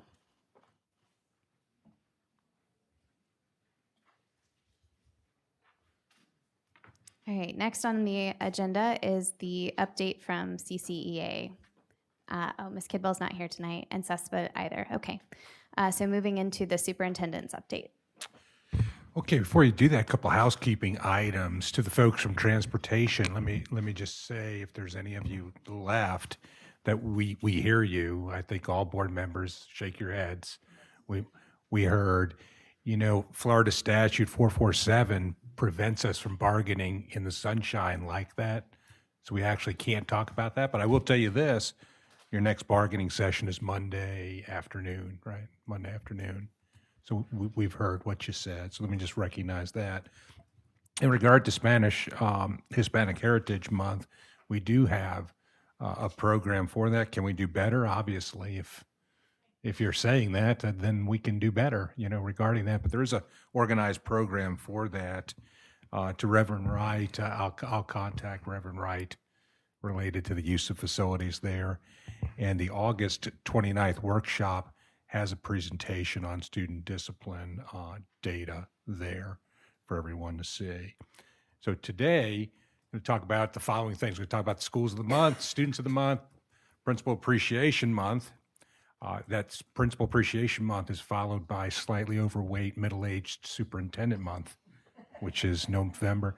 Then you have Superintendent's Advisory Council information. So Patterson Elementary, Shadow Elementary were our winners for October. Good for that. We have a fan. Are you a fan of Patterson or Shadowlawn? Okay. All right. So this month, we want you to vote. You know a school that won because you'll see this big, huge 4-foot pencil when you walk in the door if they're a previous winner. Please go ahead and go on there and vote. Want to give a shout out to Community First. Great partnership there. That does a lot for our school system. We appreciate everyone at Community First. Superintendent Students of the Month. This is Aria. She's a fantastic student from W.E. Cherry Elementary School. I'm telling you, not a person in the place didn't come up and say hi to her.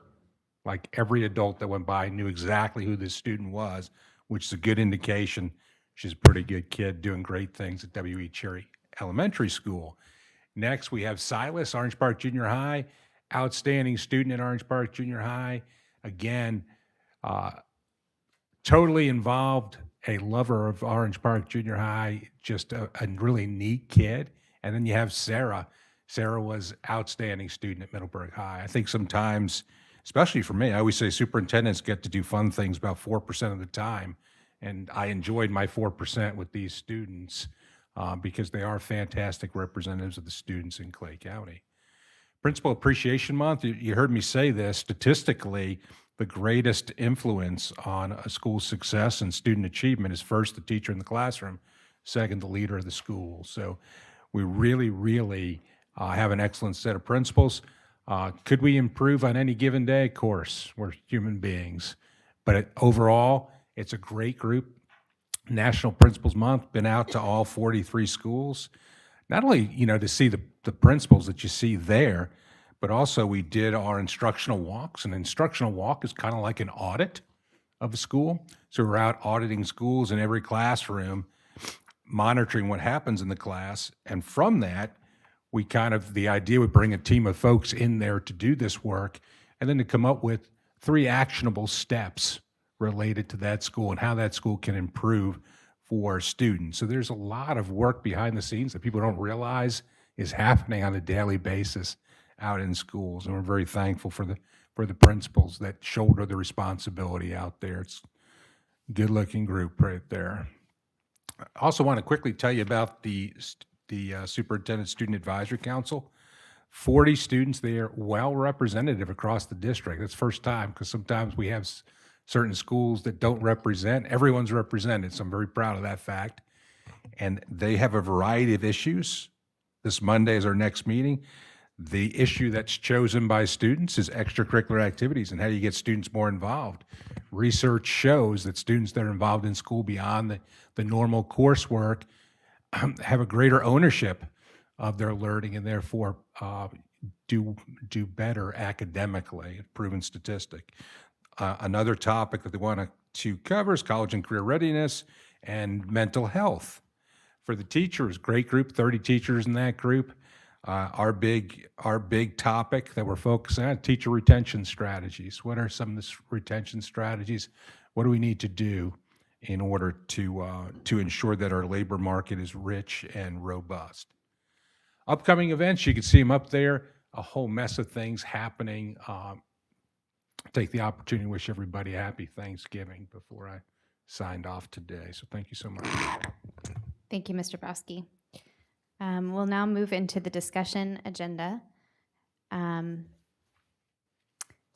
We have first a public hearing to approve as advertised the revisions to the school board policy 1.15 for parental rights, notification, and student welfare. So I will open the public hearing.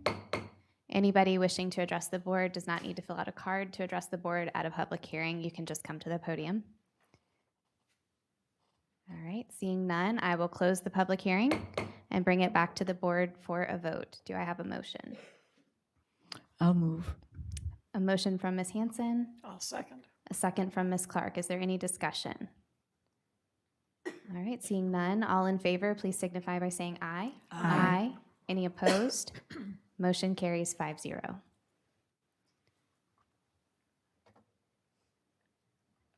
The next item is contract negotiations for SRO services with the Clay County Sheriff's Office. Do I have a motion? I move.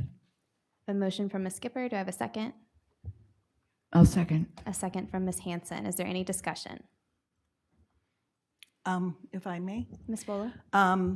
I'm sorry I missed the workshop. I was here on the phone, as you all know, but I didn't have any of the documentation in front of me that the sheriff provided. And I finally had an opportunity to meet with the sheriff's office this week.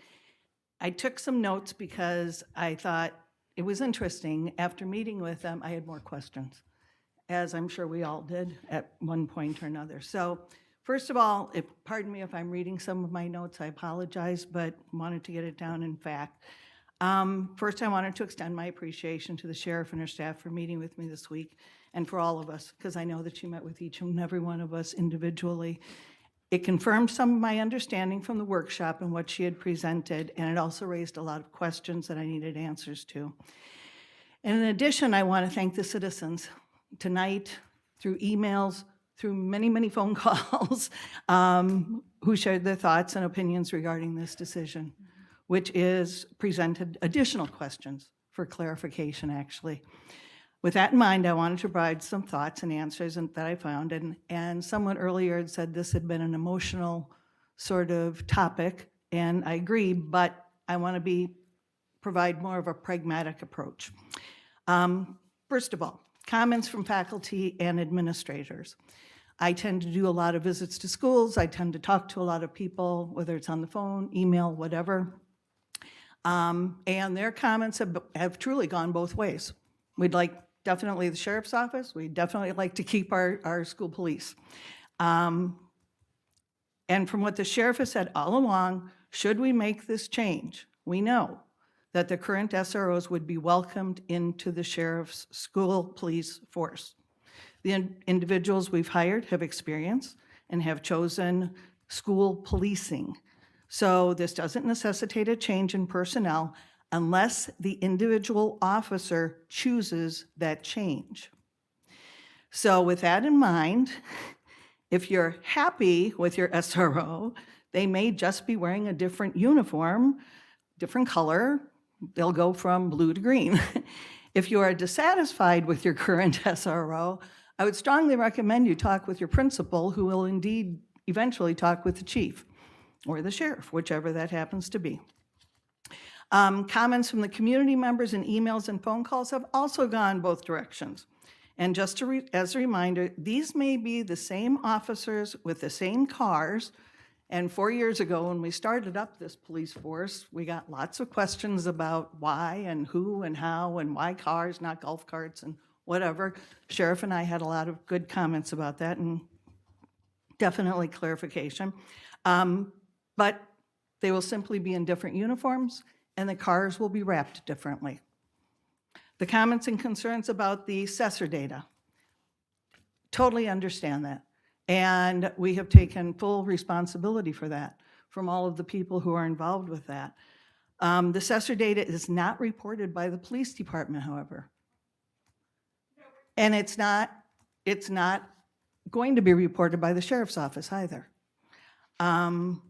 This is data that comes through the Office of Safe Schools, which will continue to be operated in the Clay County District Schools. And this is a requirement of the statute that we must adhere to as a district as well as a board. And should we transfer services, training with a synergy system will be necessary before the 2024 school year begins. And that is the tool with which we accumulate the data and provide it to the Department of Education. At the workshop, I had mentioned that every school has an AED unit, and I was wrong, sorry. Every school has 2 AED units. Actually, our new school, Spring Park Elementary, has 5, one in the clinic and one near the PE field are in most of the other schools, so they're available for rapid response. We also are installing Stop the Bleed kits. And this was a recommendation from the Marjorie Stoneman Douglas information that was received. There was a concern about locked doors, I know, during the fire drill. And that has been addressed in more current fire drill procedures. And I'm simply bringing this information up because there was a question regarding the 1 mil and how we are using that money. Those are examples of how that money is used as well. Our team is continuously pushing best practices in safety and security. The sheriff would be adding additional folks to the SRO docket, and that was the information that they had provided.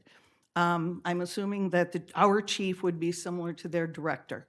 So one person overseeing the whole school area, PAL, and explorers, if I'm not mistaken. Total personnel costs for 24-25. So we're talking, this would be the year that the sheriff would take over. The total personnel costs, if I'm rounding appropriately, is 5.6 million. And there was some concern that we weren't comparing the appropriate costs as we were providing costs for the 23-24 school year.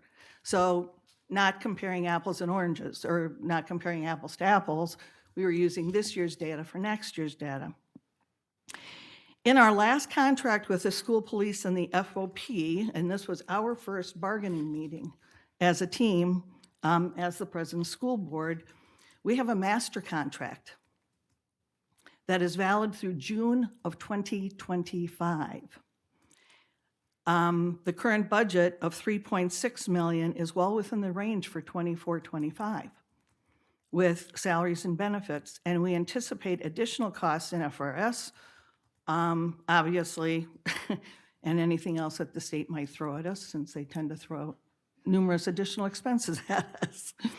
I believe this is where the confusion comes with more costs than meets the eye, and which would be in the vicinity of about 2 million. That's just looking at those 2 particular figures. And in addition, the sheriff confirmed in my meeting that the 1.7 million is the top end of the transition. So if, let's say, they are able to use our cars, using that as an example, obviously that expense would lower, or that number would be lower. The first year cost would be around, if you look at those particular numbers, would be around $3 million, and the difference thereafter would be around $2 million a year. One of the questions that came up in my meeting with the sheriff pertained to training of our officers. We've not had all of our officers trained by the sheriff's office. We know that. One of the things that we do run into conflict with is the fact that our officers have to be in schools every day during the school year, and we only have certain times when we can accommodate the training. So if the sheriff's office provides the training, there have been times when we've sent individuals to that training, sort of to learn to train the trainer. But we have had other trainings available through our sources that meet the requirements of being a trained police force. And that includes the Florida Department of Law Enforcement and FBI and a variety of others. We agreed that but the sheriff and I agreed that further coordinated training would be beneficial, and the perfect example of that was the CHIRP program that she began. Lastly, I've been told we are not a full-service police department, which is true. You're absolutely right. We don't have a Marine unit. We don't have internal affairs. We don't have a tactical bomb unit, sex crimes, etc. We're a school policing department, which has hired officers with experiences in burglary, special victims units, detectives, internal affairs. Our own chief, I believe, was the internal affairs office for the CCSO for a number of years. We do have trainers that are trained in active shooters for active shooting drills. And yes, even traffic. I'm certain all of our officers did traffic at one point or another. School policing is different from community policing, as people have said this evening. And we need to make certain that our children and staff are indeed our first priority. We'll be voting to ask the superintendent to either proceed in negotiating a contract with the BCC and the sheriff's office or not. And if we proceed, I would encourage the superintendent to include a transition period for the training of new SROs coming into our schools, along with our administrators. School policing is different than community policing. It doesn't include classroom management, for instance. It doesn't include some of the behavior problems that many people say, well, a police officer should be able to step in. That's not their job. I would also encourage us to pursue additional guardians to our staff, as this transition would be ongoing, and the requirement to staff our schools with officers is a requirement for which we are statutorily responsible. In addition, we will need to work with the operations department to determine what the priorities will be for hardening our schools, as there will be fewer taxpayers' dollars available. Thank you. Okay, anything further? Ms. Hanson? Mm-hmm. It's not that direction. It's a different direction. Let me, so at the workshop, and I just been thinking about this since the workshop, when I rewatched it, there was some talk about charter schools. And I know that we discussed that they get a certain amount of monies and provide their security. But I just want to say that if we are Clay County Public Schools and they are Clay County Public Schools, then we are Clay County Public Schools. And that separation of equity doesn't fall good in my way of thinking. Charter school students have tax-paying parents. Charter school students are our students, right? Mm-hmm. So charter school students' lives matter too. Mm-hmm. And congruency, if we're talking about doing the same training, having the same standards, same expectations, same procedures, officers having stability in the same building, in the same environment, the familiarity of that environment equals safety and security at top notch. Nothing else. And I am sure that their lives matter to us as much as all the rest of our public school citizens. And so I would ask during negotiations that whatever money it is we give them maybe be transferred so that they could have the same security access as we do, whether it's the SROs or the Clay County Sheriff Office. I'm not happy that they're not with us right now. You know, my understanding is they get a stipend per student, but I was a teacher at Swimming Penn and we have like 300 and something students and we had an SRO. It should not be based on student numbers. Mm-hmm. Absolutely not be based on student numbers. And at bigger schools, we might have our SRO and a guardian, which is because we have schools with students more than 1,000. As for the actual negotiations, I have confidence in Mr. Brodsky that he will be able to navigate through that with administrators, our current force. If we were to change over to Clay County Sheriffs, I am sure that these two very capable people who with lifelong experiences, both of them, one in education and one in law enforcement, will be able to come up with the right decisions and protocols, policies, and procedures. And I did have a question about that, Mr. Brodsky, at some time. How will those procedures, since you are the how it happens, and how will you handle the procedures, the relationship, I guess, between principals, SROs, or our school police, regardless of who it is, making sure that everybody is going to be on the same sheet of music? So the first thing, should the board vote for the current item, would be the negotiations itself, and there's two things related to that. One is the legal aspect to it, and then we're going to rely on Mr. Blocker for that. You have multiple agencies involved. The BCC, it's a little more complicated than just transferring it over. Life doesn't work that simply, right? There's also operational items, such as the communication flow for common events that occur. There's all kinds of items. So that's, would you like to join in on it? Sure, absolutely, through the chair. So one of the things that we want to make sure that we cover down, if the board votes down on this, we want to make sure under the Marjorie Stoneman Douglas Act, under Florida Statute 112 actually, we want to make sure there are any gaps in the transition that we actually have the coverage for that, whether it's through a contract, whether it's through guardians, because there could be a gap period there depending on when the Sheriff's Department takes over. So one of the importance for Mr. Brodsky and for the negotiation team is to make sure that as we work with the Sheriff's Department, again, presuming that the board adopts this agenda item, we want to make sure that we're always in compliance with Florida statutes in that regard.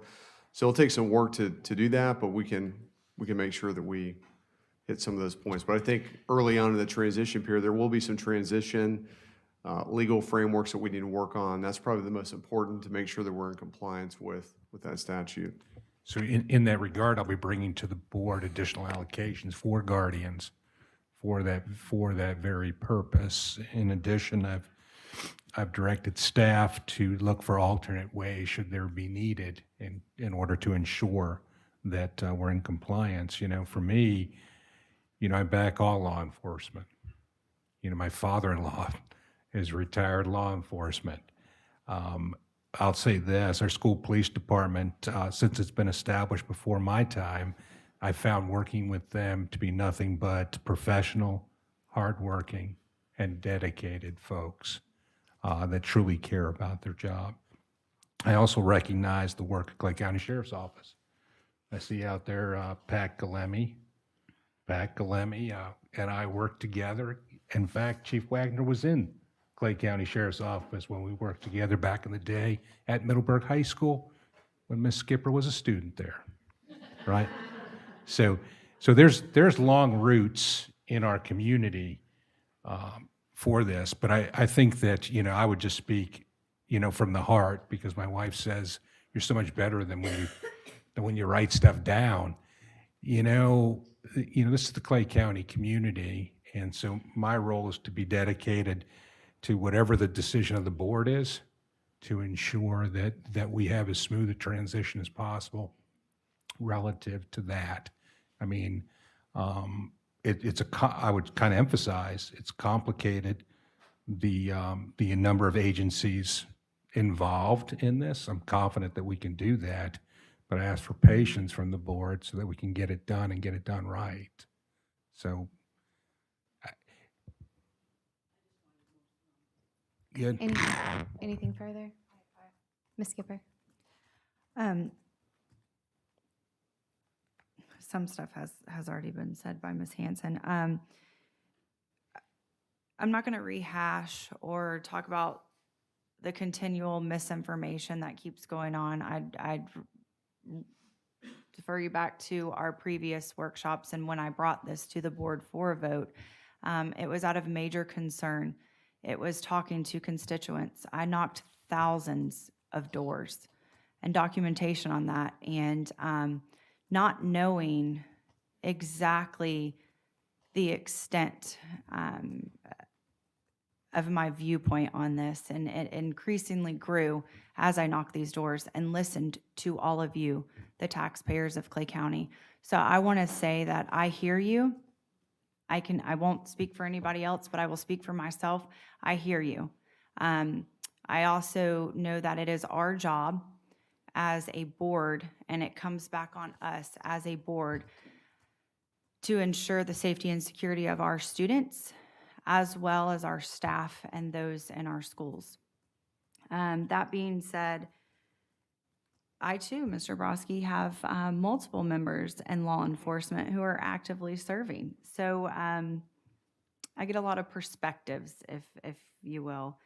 I want to say that I would like to echo what Ms. Hanson said about our charter schools. I said it in the meeting at our workshop and quickly got conversation diverted. But I truly believe that we are here for all students. I am for school choice, no matter where you want to send your child. It is up to you as a parent. I am here for parental rights. So I want to emphasize that there are children too. And I truly believe that they should have that same opportunity. I also request during, if this were to pass as one board member of 5, that our cars, our equipment, that taxpayers have already paid transfer over to CCSO. I don't think or believe that taxpayers should pay more than once for equipment. I know as a taxpayer, I would be very, very upset over that. And I believe, I think we've covered it all. Like I said, I'm not going to rehash the misinformation that continues to keep going around about things that were not said. I respect all law enforcement. I personally back the blue of every color, like Mr. Broski stated. But good, bad, or ugly, it is what it is. And moving forward, I have not changed my stance on this, and I still truly believe that our kids, our teachers, staff, we need to restructure our police department back to CCSO. Just, Ms. sorry, Clark, did you want to speak? Nope, go ahead. I just wanted to remind us. Madam Chair, Robert's Rule of Order says all board members get to, you know this, get to speak before there's a second comment by another board member. And that's why I was deferring to Ms. Clark. Okay. So you have to. I have to. I'm glad this got to the agenda. Thank you, Aaron, for Ms. Skipper, school board members, Skipper, for bringing it to the agenda. I don't spend as much time visiting the schools. Actually, some of my visits is actually to the state attorney's office on the South Bank in Jacksonville. And when I review grand jury reports, this is what makes up my mind more than anything. And this is all about safety and security. And basically it is stated, the problems appear more common, more dangerous districts when their own district police departments with a chief who reports to the administration. It is also obvious that when the district controls the law enforcement agencies on campuses, it also controls the data they generate and the optics of that data. Recommendations. To ensure transparency and accountability, we recommend that the chief of any school district law enforcement entity be legally required to either be elected or be subordinate to county sheriffs wherever practical. Neither school district officials nor school administrators should ever be in a position of authority over law enforcement officers. Well, we happen to have a sheriff that is elected, one of five constitutional officers. And I think one constituent brought up the fact that be nice to blend it. Well, by keeping our SROs, to me, that's a way we can blend it. I just want to touch on a couple of items. I don't think the operational cost in all is going to be very different at all, because we're looking at different years, different pay, some expenses that may be missing. Not sure, but I don't think all in all, because we're talking about the same items.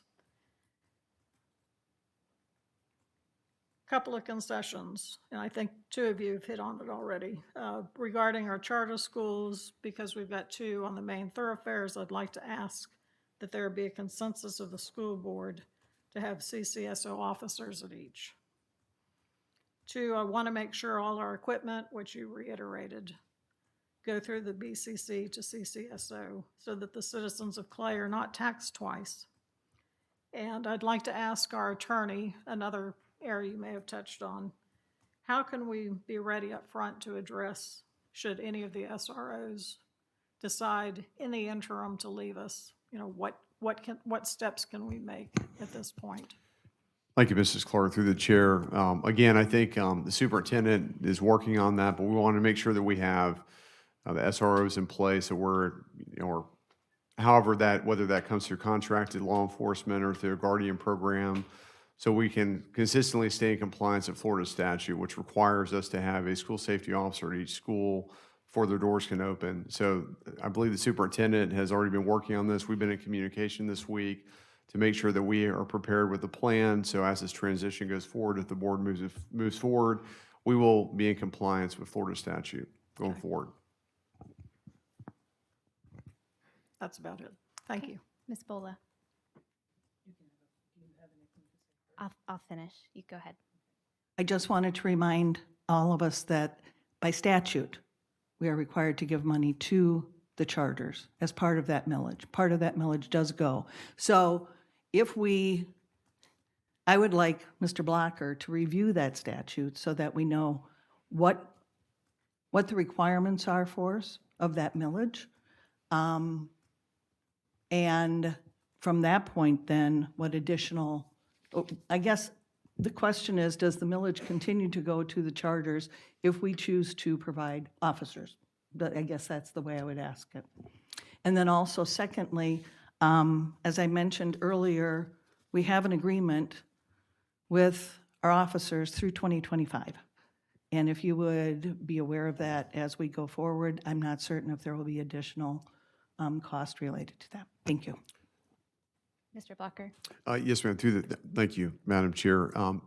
Both of those questions, thank you, Mrs. Bullock, for bringing that up. I'll be working with the superintendent for those answers. We'll make sure that we, look at that contract and see if it can be assumed or transferred over. In addition, as far as the charter schools, that has come up in discussions. So we'll make sure that we understand that statute, that we're making sure that we transfer correctly, and we'll look into those questions. So that'll be part of our transition process. So thank you. All right, anything further? I would state agreement that I think our charter schools deserve the same protection as every other public school in Clay County, and that we should work to that endeavor. So I think you do have consensus, Mr. Broski, as you, should this pass and you begin negotiations, that charter schools should be a part of that coverage. I really don't have anything to add. I think you guys have really made a lot of good points. This is something Ms. Bola and I have considered for how many years now? Had a police, well, since Marjorie Stoneman Douglas. Yep, so it's been about. That's when the law started. Right. Reacting. So I think my perspective on it hasn't changed since then. For consistency and depth of service, I'm in favor of converting to the sheriff's office. I think we had a public speaker who mentioned the community policing ratios that are best practice. I think having sheriff's deputies at our schools would enhance the community safety as well, because it would enhance those ratios. I see a lot of benefits to it. So I have nothing further. If anybody else has anything further to add, all right, then we'll go ahead. We have a motion and we have a second. All in favor, please signify by saying aye. Aye. Any opposed? No. Motion carries 4-1.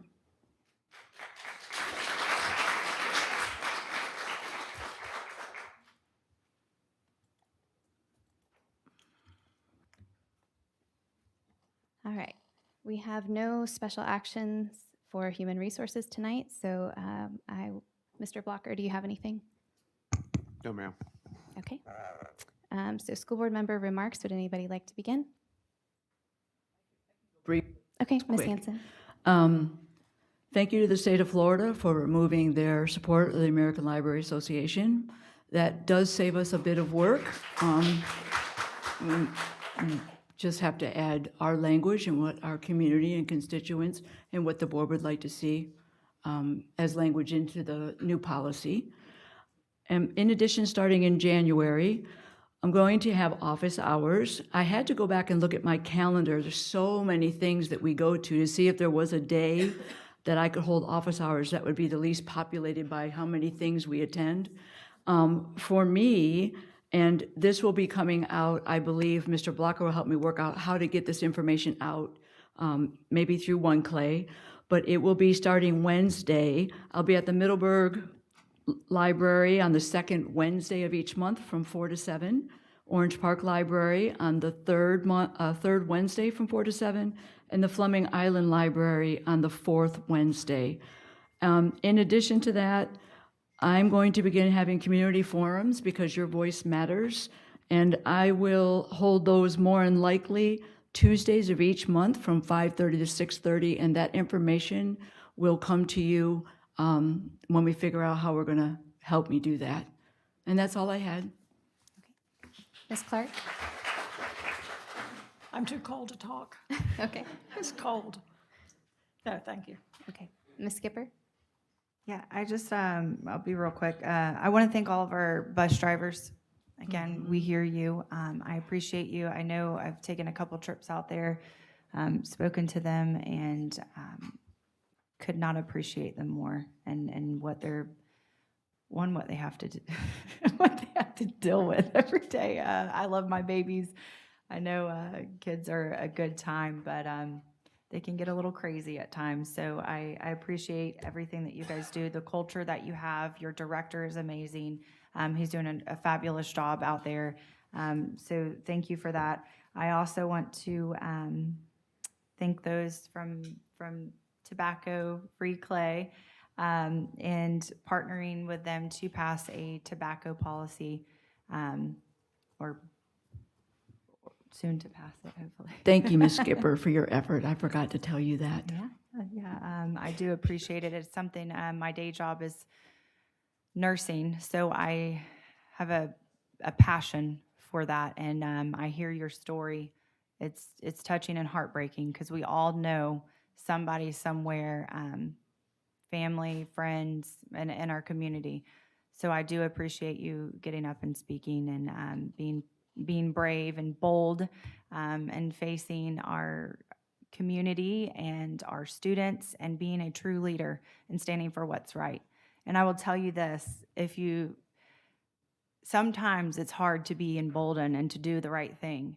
And it's tough, trust me. I got a few arrows in my back right now. But I will tell you this, if you're the only one standing, at least you're standing. So thank you.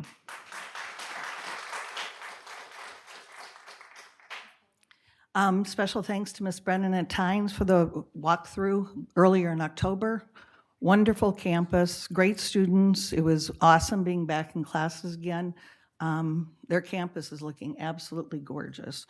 And yesterday I got to spend the day at Wilkinson Junior High, working in a number of classes.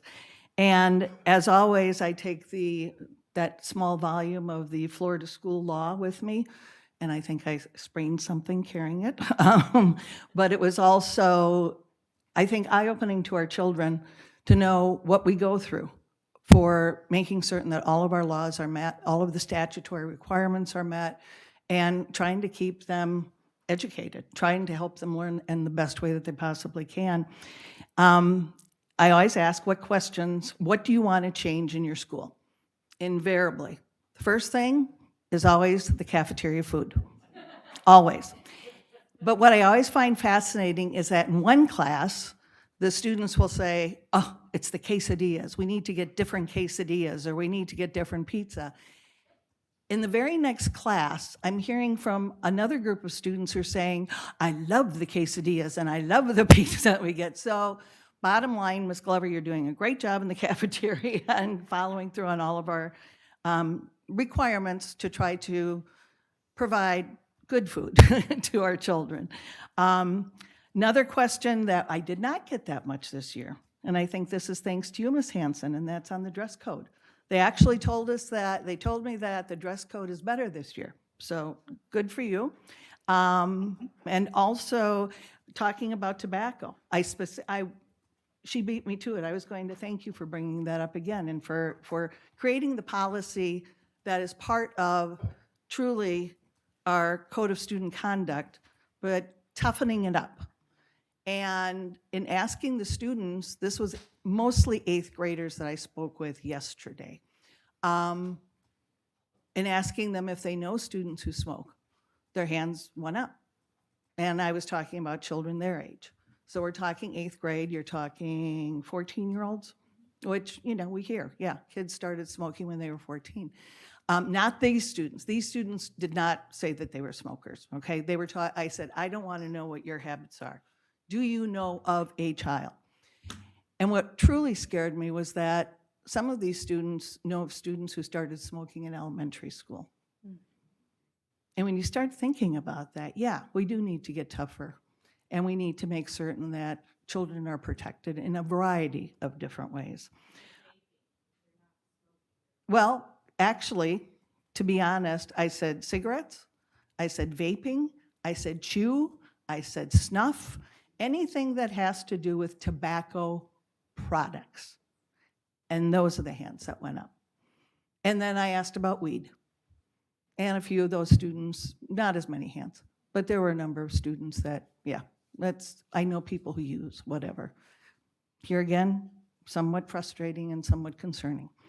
I also asked about their books.